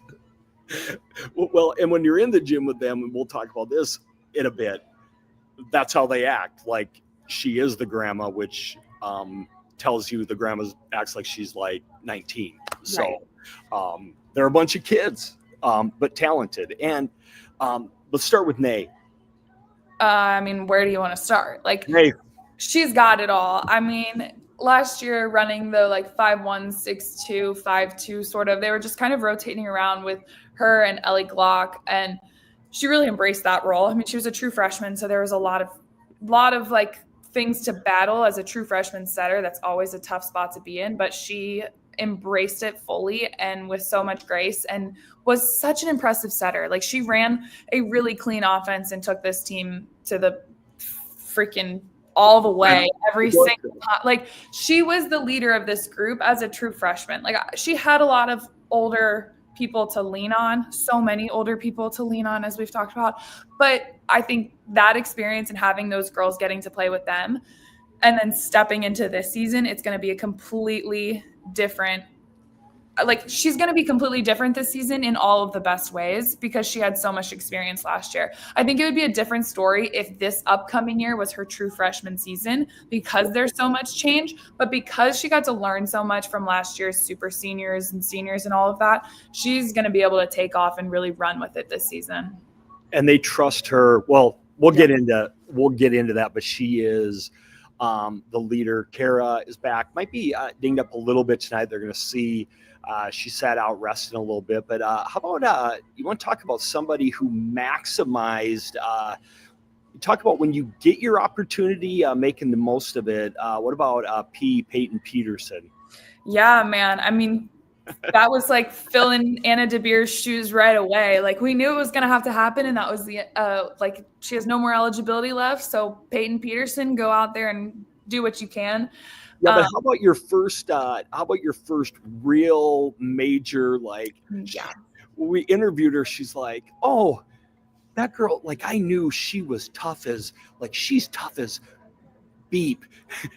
So I was like, she's going to be fine. Mm-hmm. They're like, nope, go. Yep. And she went.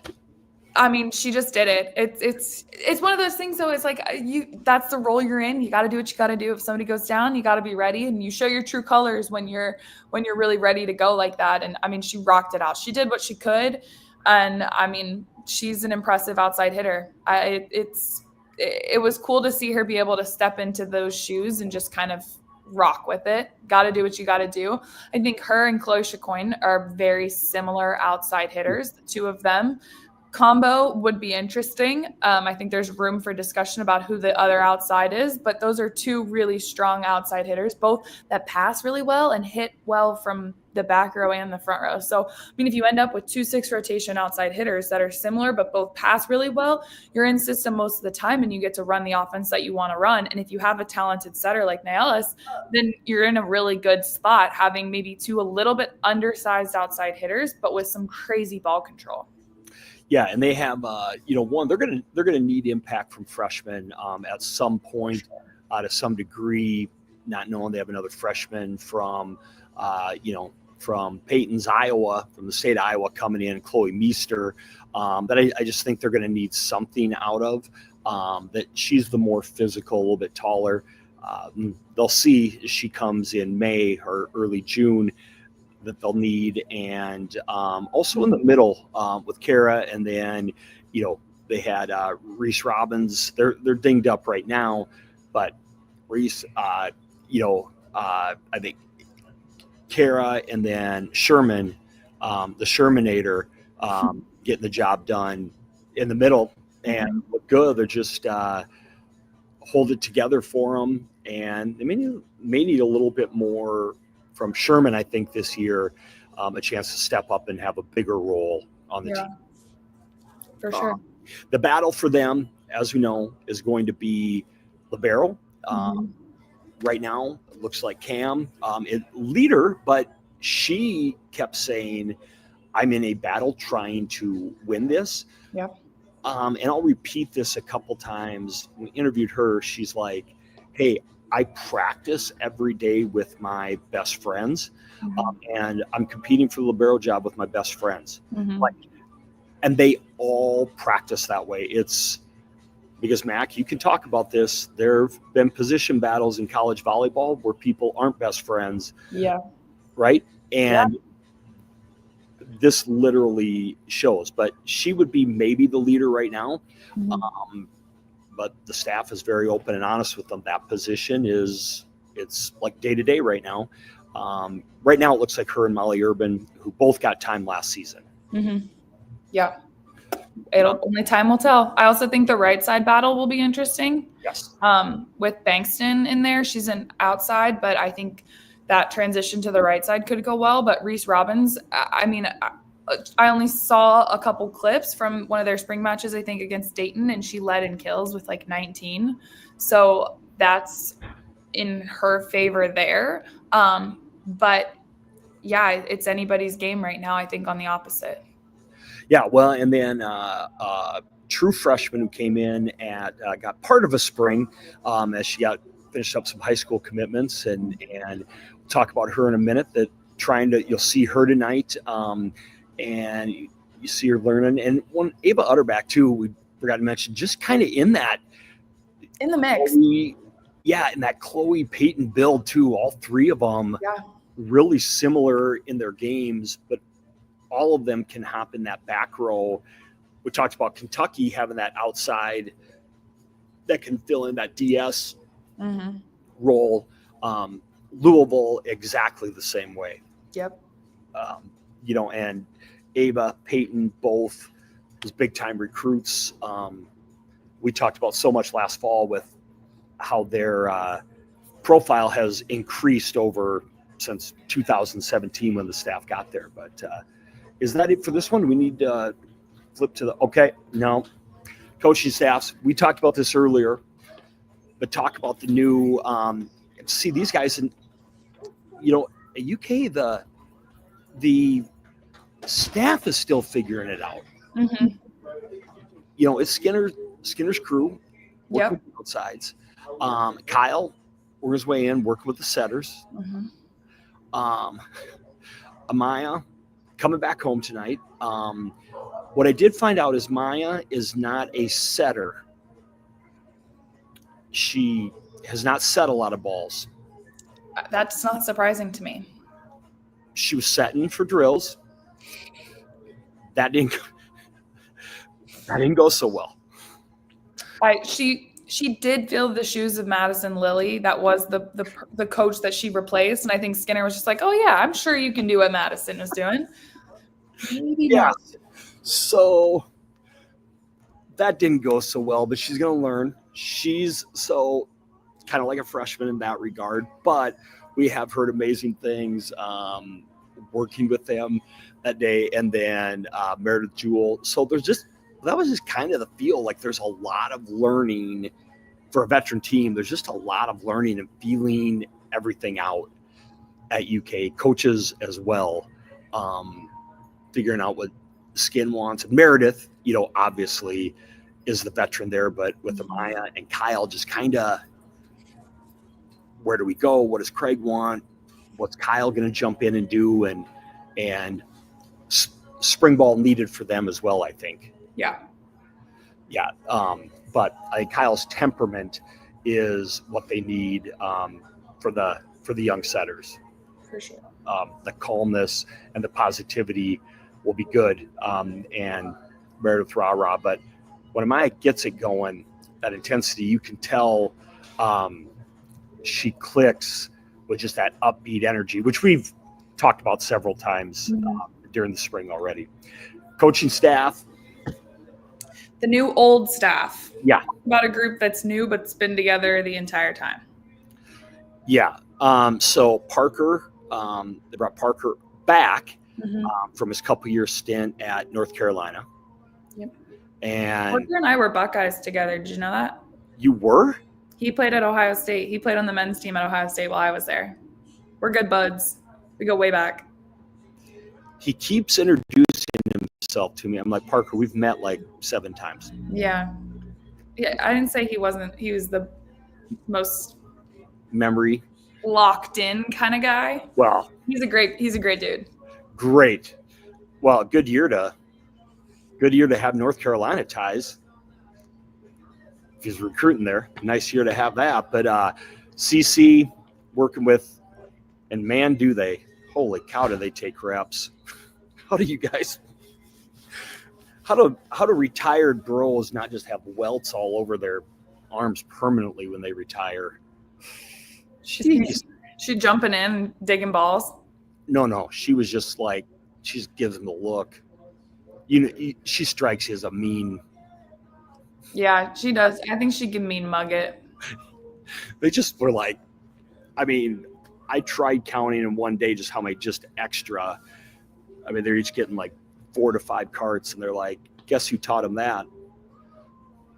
Lena Scott. Oh, yeah.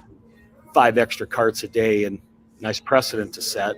Mm-hmm. So, like, arms are going to fall off. Coaches' arms are going to fall off. Like 4 of them now want to be her. So the whole half the team's getting 5 extra carts a day.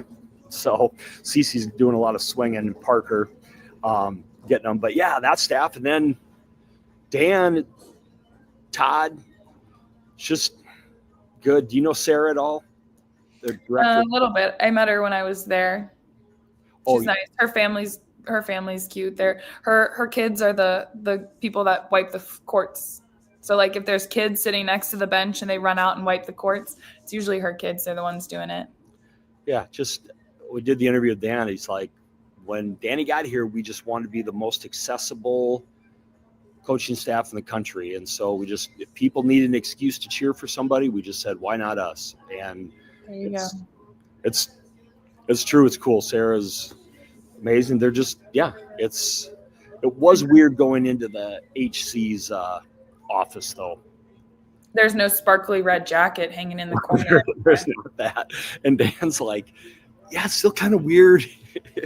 It's still kind of weird for me, but yeah, so great staff. I mean, it's just the same old, right? It's the same old.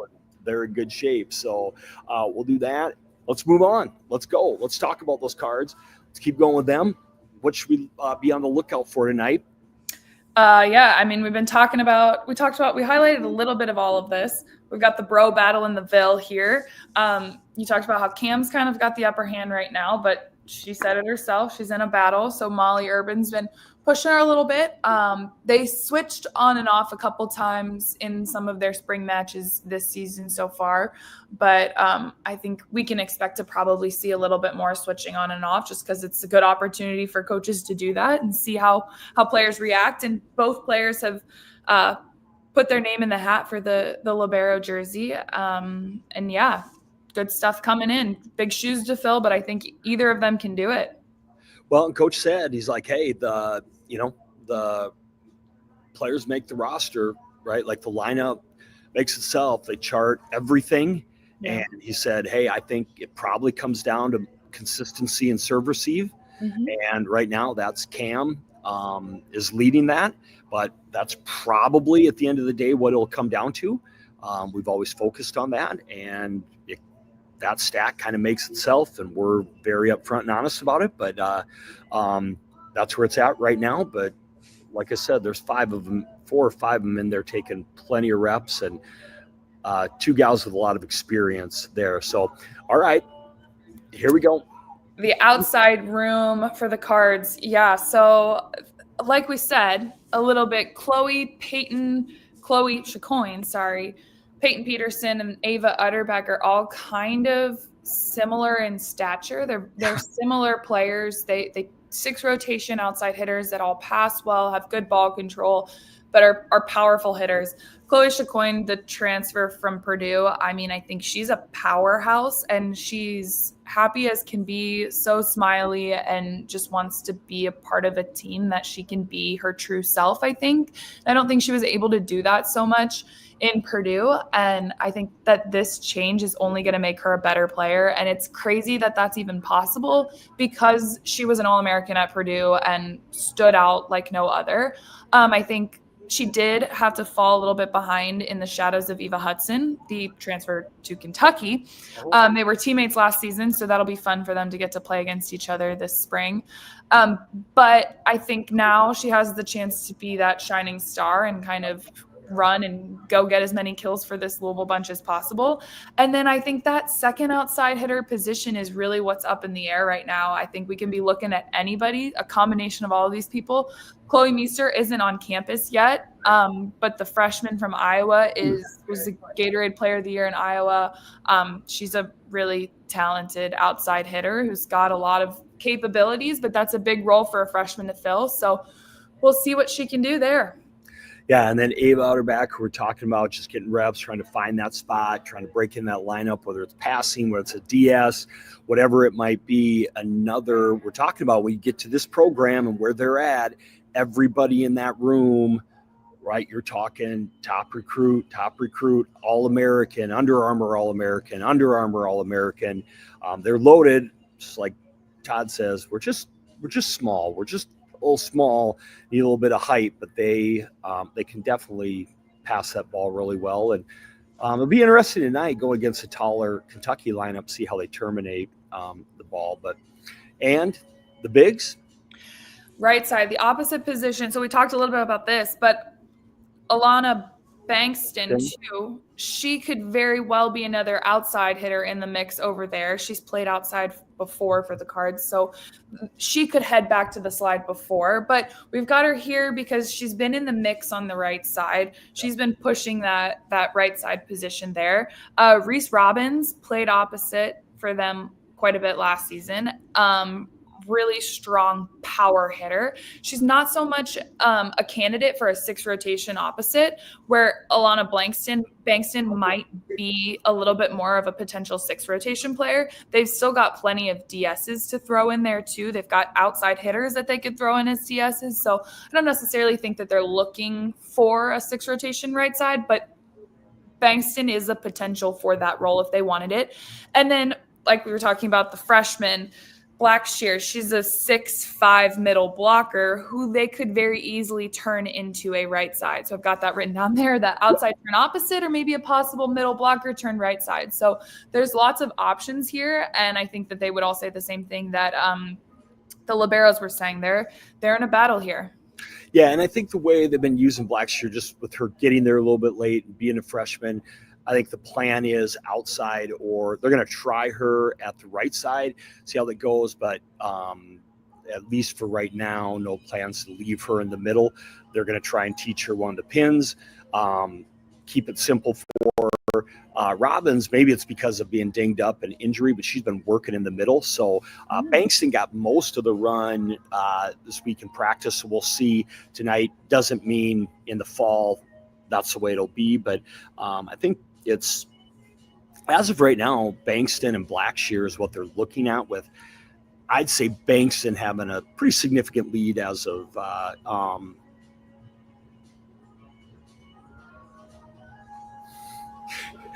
Jamie Morrison. Coach Morrison wants to know if we'll match day live next weekend, A&M and SMU. Oh, Coach, if my mother will allow me to travel one more weekend, I will be there because Dallas is my place. We're going to work on plans, buddy. We will work on plans. Oh, there's my ADHD. I almost made it through. I'm sorry, Matt. Okay, so, yeah, I think that's the plan, at least for tonight. So, Hey, how about those Cats? Let's keep going. Coach, yeah, all right. Let's stay on the opposite there, though. Cats on the opposite. We've got Lizzie Carr, the Purdue transfer, who played in the middle and on the right side. And I got the chance to talk to her last fall, and I just asked her, like, which one do you like better? Like, I'm just curious. I feel like everyone likes one better. And she was the selfless player that she is, was just like, whatever the team needs, whatever they need, whatever they want, whatever they want. I'm like, okay, cut the crap. Which one do you like better? And she's like, no, for real, whatever they need. But she's like, I do love the opposite. Like it is nice to like get those big blocks on the opposite. And hey, I mean, I was like, I said this, she didn't say it, but I was like, it's way less work to play on the opposite than the middle. That's for sure. And she's like, I mean, that is a positive. So Lizzie Carr on the opposite, she's another big opposite hitter. She's like 6'5". She's takes up a lot of space up there. So I could see that being a very real possibility. And then Jordan Daly, a middle blocker, potentially turned opposite. She's played a little bit of middle, quite a bit of middle for the Cats here and there, but I think the right side might be a little bit more of a potential for her. But then, I mean, you were talking about Georgia Watson there. You saw quite a bit of her on the opposite at practice, and we're liking what you were seeing. So I'm excited to catch the true freshman playing a little bit of right side there for them. Well, it's not so much I liked what I saw. It's just my little birdie in Lexington kept asking me if I liked what I saw, and I trust the fact that he was asking me makes me wonder if there's a plan. But no, I think there is. They're looking with all three of these. They're just not sure because do they have potential to move Jordan Daly back to the middle? Do they want to leave Jordan Daly at the right side? Do they Georgia Watson, who's somebody that nobody's figured in at all for playing time? Do they really like her? If they like her, what does that do in the middle? Does that give them three to rotate? Because I do think they've looked, and there was a question a little bit in that middle, looking a little bit thin. And again, I'm telling y'all, Hannah Benjamin's going to come back, right? And when she comes back, I just think they're going to have to find a spot for her, or I'm cashing in all my Wildcat bucks or whatever to make them find a spot for her, right? Because she's a girl. But no, so they're going to have options, and Jordan Daly might be that option to move with Carr and into the middle. And she has that experience. So this is wide open. But again, the difference is wide open in a high talent way, as opposed to maybe in the past where it was wide open with a big question mark. Right. They've got options, and they've got really good ones. They just don't know which one's it going to be. Right. Oh, does anybody want to talk about this? It feels like that's all anybody's talking about these days. And this is another good option. But these are two, I will say this, these are two very different athletes. And I don't know what you know about them. They're just two different mentalities and two different people, but two very good, very talented prep setters. Yeah. I will say I haven't seen either of them play much at all. I mean, I only know what I've heard. I mean, I think from reading some of the updates from our fan pages, you can find a lot about these setters in this battle. But O'Brien seems to be doing a good job finding those middles. That seems to be her key. But the biggest adjustment for her is trying to figure out that speed.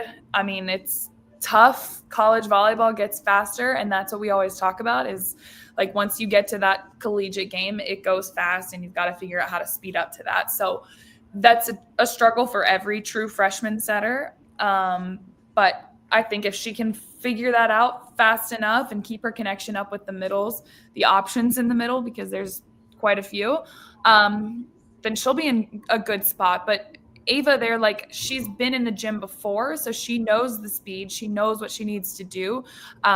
She's just got to find a little bit more connection with the middle is what I'm hearing, is that her connection with the middle isn't as strong as O'Brien's, but that's something else that comes with time. And if you've got the speed down, that's half of it. And then the next piece that comes is that connection. And that's always just with time too. So I think that there's a big battle here. I have no idea who it's going to be. And I don't know that the gym has any idea who it's going to be either. It'll probably be day by day until they come up on the week before first game. They're going to be jumping into it.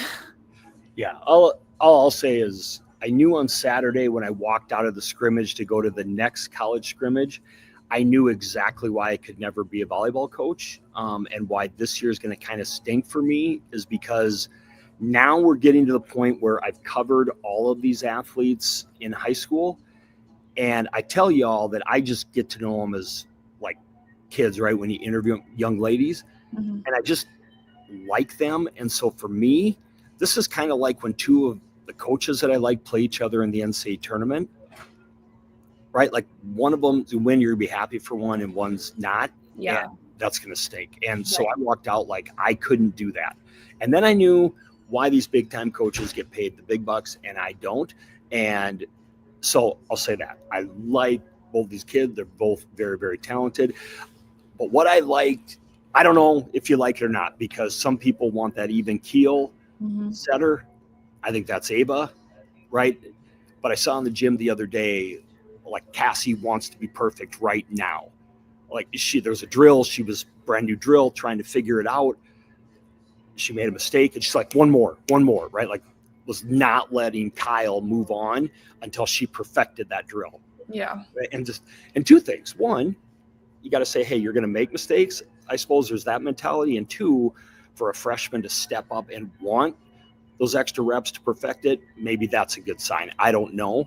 But I always thought she's at Spitfire when I watched her in club. So it just depends what setter you want. But they're different. And yeah, that's why Skinner is the head coach. So we'll move on. But all right, let's go. What do we got? Oh boy. Some of these in the middle, we talked about this a little bit, and let's go. What I will say with the car, we talked about Daly May being in there. Baltimore, the leader. I want to skip through so we can get to the end of it. Talk about Kennedy Washington. It'll be interesting. We didn't see much of her, but we've kind of addressed this group, so I want to move on. These are just a couple more players that we should just have our eyes on. I think as fans, keep an eye out for these guys. There's going to be DS spots that they need to fill, and I think Thigpen is one of those that we could see anywhere. She could be a great first one off the bench for the outside hitter position. She could be the first one on the court for a DS spot if they need it. She's also a back row attack option. So a lot of players here that could kind of go anywhere. And it's crazy because she played such a huge role and she's so talented, but interesting to see what her role will be because she is so talented and she had to play so much last year. Yeah. When maybe she wasn't always ready early in the year, and now she is ready. Where is she going to fit in? So that's probably the number one thing I'm most interested in tonight to see. All right, let's wrap up. Spring notes. Okay, a few things just from practice, Mac, that we've seen. Number one for Kentucky, selling on the setter. I do know there won't be anything decided soon. Everything has been even completely through camp. It's going to be even completely through the summer. They are even as even can be, and the coaches are trying to put them all in stress-free positions. They want them to learn. They want them to understand. Learning has been the motto that I've heard over and over. Okay? Love it. Yep. Go ahead. New staff adjusting. We talked about that a little bit ago. They're adjusting, like some of the players are adjusting as well. It's a very talented team. There's a lot of learning going on right now. I think tonight, maturing of the middles. Yeah. And the gelling of them, like you talked about with their setters, because now they just get a little bit more used to their position, but now they have to get used to a brand new setter. Yeah, no, there's no time like a true 6-on-6 game to work on that connection. So this will be a really good tell for the setters and for the coaches to be able to see which middles and setters can work well together, because I'm sure they'll flip it all up and spin the wheel as much as possible. Staying healthy, goal of everybody in the spring. Let's skip over that. Finding the leader, and I always talk about this, but I think it's huge for them. I don't know that they have it, and when I look at the two gyms, if you would ask me, that's the biggest difference. I'm sure Kentucky would say they have a leader. I don't know that I saw one, and to me, I asked that of Molly Tuzzo way back in February. Who would bail them out when they're not playing well? And you had kind of brought that up of, hey, They got some really, really talented players. I'm not worried when they play well. I want to know how a couple of those players are going to react when they don't play well. Yeah. And are they going to gel? And who's going to pull them out when they do? I know Louisville has that. Maybe they have an abundance of that. That was the thing I didn't know. And maybe they're just mentally tired from spring ball. But that was the thing I kind of walked out scratching my head from. And maybe it's just a bad day of practice, right? But you know how athletes get at the end of spring. And it could have just been, but that's still my burning question with the team. It's talent. Definitely. I would like to see, I said it earlier in the show, but I would like to see Brooke Baltima and Brooklyn DeLay step up into those roles just because they've been there. They were young last year. They're still young this year, but they've got that under their belts. And those are the two players that I want to see bailing out this team and keeping them united. Yeah. But I do think with the setter, and you tell me if I'm way off, whoever it is has to have some leadership. I just think your floor general has to, and we talked about that with Nene with Louisville. She came to a very senior dominated team, but the fact of how they accepted her and that Anna DeBeer came up to her and said, hey, if you need to chew my butt, you need to do it, right? Yeah. Like she had that level of respect. Like Kentucky needs that from their leaders or they won't get to where they want to go. Just my opinion. And no, I agree. Just what I think. And the problem was it took Louisville a disappointing, tough loss the year before to learn that. And when I have it. So new pieces fitting in, you made that, you transferred a year. What's that like coming into a new program? It's tough. There's a lot of puzzle pieces to fill. And I mean, if they do end up with a true freshman setter, that's tough. I was basically when I transferred, it was the first time playing with all of those players. So I only got a couple weeks to prepare to start playing volleyball, and it's hard to adjust. You've got to be able to adjust. So there's a lot of adjusting going on. And I think that that's part of the leadership battle too, is like, it's tough to have girls come in and just be like, guns a-blazing, here we go. I'm coming in. I'm going to tell you that you need to be here and do this. And it's kind of like, wait, you just got here. I've been here. So that pushback in that battle can always be kind of tough. So they need to navigate that appropriately and figure out how to go about that. It's different for every team, but it's a hard balance to figure out between somebody being a leader and being a little too pushy and overbearing from the get-go. And the last one, that upbeat atmosphere we kind of talked about. Let's just see how they come out tonight. It's a rivalry match, and I was joking. I asked the, hey, live TV, that's going to happen. We got to deal with crowds. The dog is barking. The cat's running around. The upbeat atmosphere, right? I asked both squads a little bit, like, hey, rivalry or spring match, just to have fun. And I know Cam's ready for this to be a rivalry match. We'll just see how they kind of handle it and in their spring. And then the last thing is managing expectations. I know Kentucky's always been up there, but we also talk about being the best program nobody talks about. This year they're talking about them, right? People have talked about them. They got the transfers, right? They got one of the best transfers. They didn't lose anybody. Everybody's all in. You predicted them for the Final Four already, and you made that call, and good for you. And so people are talking about them already, and that can be great. That can be tough. So see how they handle it. Everybody handles it different. So let's move on. Spring notes from Louisville. Long January. Talked about it. They handled it really, really well. That was a lot. They got a short break with the Final Four. They were fine with that. And then they have to come back a week early because of the Derby. And then Danny leaves. Dan takes over. But that's a lot. They're tired. They're ready for a little break.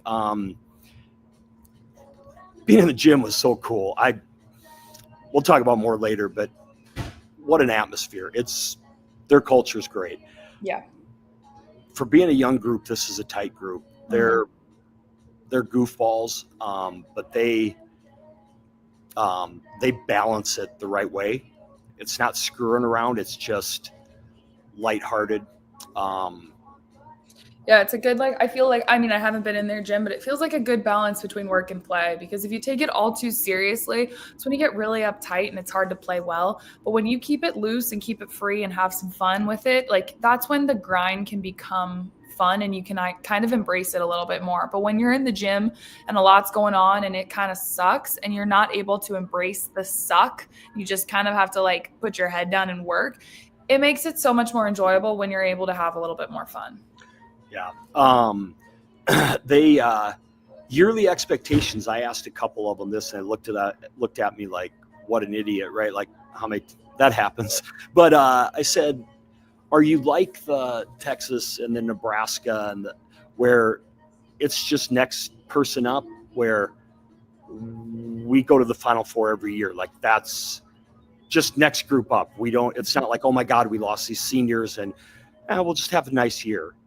It's Louisville volleyball. Yeah. We go to the Final Four, and they really do. Like, the only reason we kept talking about losing who they lost was because I kept bringing it up. They had moved on, I think, a couple months ago. Right. Yeah. Same old. It like they moved on. This is Louisville volleyball. They just have a new head coach, and they brought in one Parker, right? Like everything else is the same. It's redundant. It's not bringing it up. People like me, which you totally have to do, and so, but it's hard to actually execute. So good on Dan for like executing that and making sure his group is just it's another day. And good on the athletes for buying. You can say it. Oh yeah, and they're young. They're not all seniors, right? Like. I'm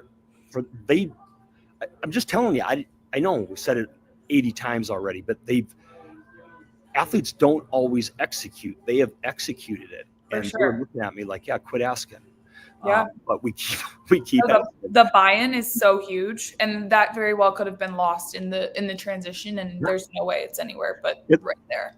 They just look like, we're supposed to show up and have fun and work hard. And Nay is one of the best. And we'll post that interview with her. And I just said, there's others that are in your class that are always going to get the awards probably ahead of you. And maybe, Mac, maybe I'm just crazy, and maybe they're a lot better. I don't know.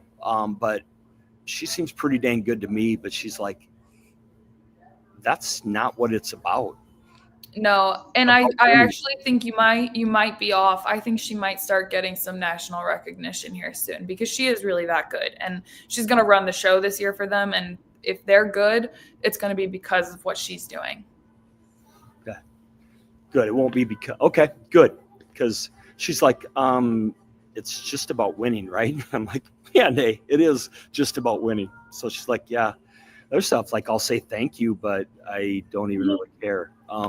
So they compete with each other. I use that line. I'm competing and I'm playing with my best friends, and like they meant it, right? Your face doesn't lie, right? Yeah. It's so genuine. It's gonna be a different lineup look.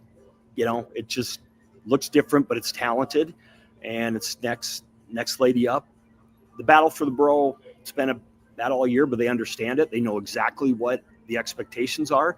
The coaches go through it with them every day. They show people where they're standing. That's a novel concept, right? That's a crazy concept. You're competing against somebody. You want to know what you need to do to catch them. There's the stats for you right in front of you. Replacing legends. Hey, time for somebody else to be a legend, maybe. Right. Kara Cressy could be a 2-time All-American. That's crazy. Yeah. Just ask her. She's like, yeah, I didn't even dress for the NCAA tournament my first year here. She's like, I can't believe how far I've come, she said. Louisville's a volleyball city, and it really, really is. We got a little ticket gate tonight, little little drama with the tickets. Some Kentucky fans are upset. Places jam-packed, sold out. Kentucky didn't get any tickets. So that's funny. I mean, that's just the classic plan at L&N. They can't sell it out, or they do sell it out every single time, and you can't get a ticket in there sometimes. Now, I'm really excited that Kentucky fans are actually upset. Yeah. They wanted volleyball tickets. That's a good start. So let's keep that up. Let's get 10,000 more of you on board, and that's a good start. Let's keep being upset. Mm-hmm. Right? Let's go. Tell a friend to tell a friend. Our turn now, right? That's a medality up. It's a cool thing. They get through tonight, and they're ready to come back and get after it this summer. All right, match expectations real quick. What do you want to see? You go through these, whip through them for me, please. Confident on the floor. I mean, yeah, exactly what we've been talking about, figuring out who's going to be that overtaker, who's going to do it. Same thing, new faces settling in. There's a lot of pushback there, back and forth kind of thing. A lot of transfers, not a lot, but 3 that all could be making impacts, and that's half your court. So figuring out how that works. Again, going back to the confidence on the floor, the leadership, those go hand in hand, I think. Who's going to be the one that's taking over, but then who's going to be the one that's actually vocalizing that kind of stuff and running with it. The spark, I think that goes to the energy that you're talking about, like looking for a little bit more of that from that group. Like you said, I don't know if it's late in spring and we want a little more something, but seeing if maybe a rivalry game can bring that out of them. I'm hoping too, maybe we can get a little Eva Hudson, Chloe Chacoin, like talking crap through the net, maybe. Oh, let's go. I hope so. No red balls. That whole middle timing thing, seeing which setter can do it, it's going to come down to middle timing and speed of the offense and who can run it better. So no time like a 6-on-6 game to get that going. The back row, the littles, who's going to help Molly out? Yep. They've got some potential passing. Eva Hudson did play 6 rotations, but are they going to throw some littles in there too? Are they going to maybe DS an outside hitter? We'll see how it's going to go. I mean, I think the rest of that all kind of speaks for itself, all kind of within the same. Are they going to play together? Are they going to push forward as one? Are they going to stay on the same track together? Are they going to kind of go back inward and push against each other? The enemy is outside of them if they can keep it that way until it isn't, until it's each other. So I would love to see Kentucky be able to push back against Louisville and not let their struggles or their not so much struggles, more just their pieces falling into place be their counterpart. Yeah, and understand this is a very, very talented team. It just looks like they're thinking, and when you're thinking, there could be frustration a little bit, and you're thinking. Right. Mm-hmm. But when you know you're talented, you just overcome that, right? Like you play like you belong there. You play like you're talented. Like, hey, yeah, we screwed up. We'll figure that out. Right. You play like you should be one of the best couple teams in the country. Yep. Right. Like, oh, we made a mistake. When you're frustrated and you don't have that chemistry, you get frustrated. Yep. Right. Like the cool thing about no matter what you ever thought about Nebraska was they played like they were the best team in the country. Mm-hmm. Right. Even when those freshmen were freshmen, they played like that. 100%. Yeah. Because they knew they should be there. Play like that. Hey, right. You made a mistake. Who cares? You should be here. Play like it. Right. All right. Real quick. Go ahead. Let's go through Louisville. Yeah, that second outside hitter. Who's it going to be? Who's going to step up? Where is it going to fall into place? We got Chloe Chacoin and Locke, it seems like, but then who's going to step up and be the other one? Consistency from Nay. That, for me, is not going to be a question. That is exactly what we're talking about, match expectations. That's what I expect from her at this point. If she's talented, she's going to step up and she's going to be consistent. That's what she said. That's what she said she needs to work on. So yeah. I'm throwing that in. Oh, I love it. I think she needs to find something else to work on because I think she's there. But Peterson termination rate, yeah. Can she put balls away? Chloe Chacoin is undersized. Peyton Peterson's also undersized. Is Peterson going to be able to put away as many, if not more, balls than Chacoin? See how that balances out. Then that battle on the right side, lots of potential possibilities there. is Blackshear going to see a little bit more time tonight? Hopefully it'll be good to see her on the court. But then Bankston will probably get some good reps there too, and that'll be good to see. The lineup making itself, we talked about that quite a bit, just that, hey, stats are stats. The way we play in practice is the way we play in games. And I think they're going to see a lot of options. They're going to throw a lot of opportunities out there for everybody. But if they're not producing and the stats and the outcomes aren't what they want them to be, then there's going to be a lot of changes. So the lineup makes itself in that regard. Back row percentage, who's the most consistent? Every single game comes down to serve and pass. Who's going to pass better? They've got a bro battle going on. Who's going to be more consistent with the first touch? That's where it all starts, and they're going to go after it. It'll be interesting to see. Same with their outside hitters passing. They've got a lot of consistency there, but who's going to step up and be the 6 rotation outside hitter that they need passing in the backcourt? Then that body language. I think that this is going to be something like, can they have as much fun as they have in practice? Every single day they're having fun in practice. Are they going to be able to translate that to a match? Yeah, my only thing that I meant with that is sometimes when they're stressed, when you're competing, right, that pressure, right? Yeah. When you have somebody young, they're competing for a spot, you know how it can be. You make a mistake, body language, right? And coach, they're looking just, hey, keep playing, do exactly what Mac just said. Have as much fun as you've been having. Exactly. I mean, yeah, same thing. Cressy's impact, she talked about it. She's an All-American. She can do it again. Yeah. How much will she play? Yeah. Yeah, I think she can do it all. Cressy's really impressed me over the past couple of years, and she's getting better every year. So I think that this will be no different. And then the biggest thing for me is whether Dan Meskey's going to stand up or sit down. He said he tried it.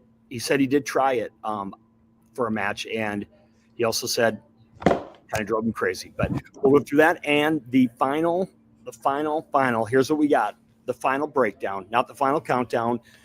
As we go through, we went setter to Louisville, outside hitter. Oh, man. When we went Purdue to Purdue, I took Hudson over Chicoine tonight. Yeah, I think I agree with that. All right. Chloe. In general, but maybe Chloe's going to be able to have a little more fun now that she's. Well, we'll see. I'll tell you what, I wouldn't want to get on the other side of either of their swings. So middle blockers, I went 1 and 2 for Louisville. Oh, interesting. I definitely think I go Baltimore, Kentucky, and Cressy, Louisville. Yeah, but isn't Cressy versus Baltimore? Is she the 1 and 1? M1? Yeah. That stinks. Yeah, so now what are you going to do? Move Baltimore to M2 so that she can hit more against the other one. All right, Skinner, listen up. Well, we're giving them both to Louisville, right side. Even with Daly, I think at Daly, I took Kentucky. Bro, I know everybody's going to get on me. Molly Tuzzo, way underrated nationally. I'm going to say this. Better than whoever ends up being the bro at Go Big Red. Oh, yep. That's a hot take right there. Yep. One of the top 3 in the country, I would say. DS, I think that's going to be one of the outsides that ends up playing DS for Louisville, and I say that's the best. Mm-hmm. And the bench. Giving it to Louisville? Just overall, top to bottom, that's pretty dang good. I think right now, I would agree. All right. We're going to let Mac go to practice. We went a little bit long. Thank you, everybody. That was kind of fun. Hey, we are in the hotel lobby this time. We will be from O'Shea's when we come back here in September for the real rivalry match. You can check this out on ESPN Plus, by the way, tonight. If you're at a qualifier, got nothing to do, ESPN Plus, if you're at a place to eat, beg them to get this on ESPN Plus. Watch the rivalry match. Coach, if I get down there, maybe we will do this next week from Texas in Dallas and see y'all. We thank you for tuning in. We'll do better and better at getting this time. Recruits, do your homework. You're going to be fine. Positivity. It's your time. You're going to do great. We thank everybody from joining us on Matchday Live. For Mac, who's heading off to win a championship, I'm Darren. We appreciate y'all. Have a great night.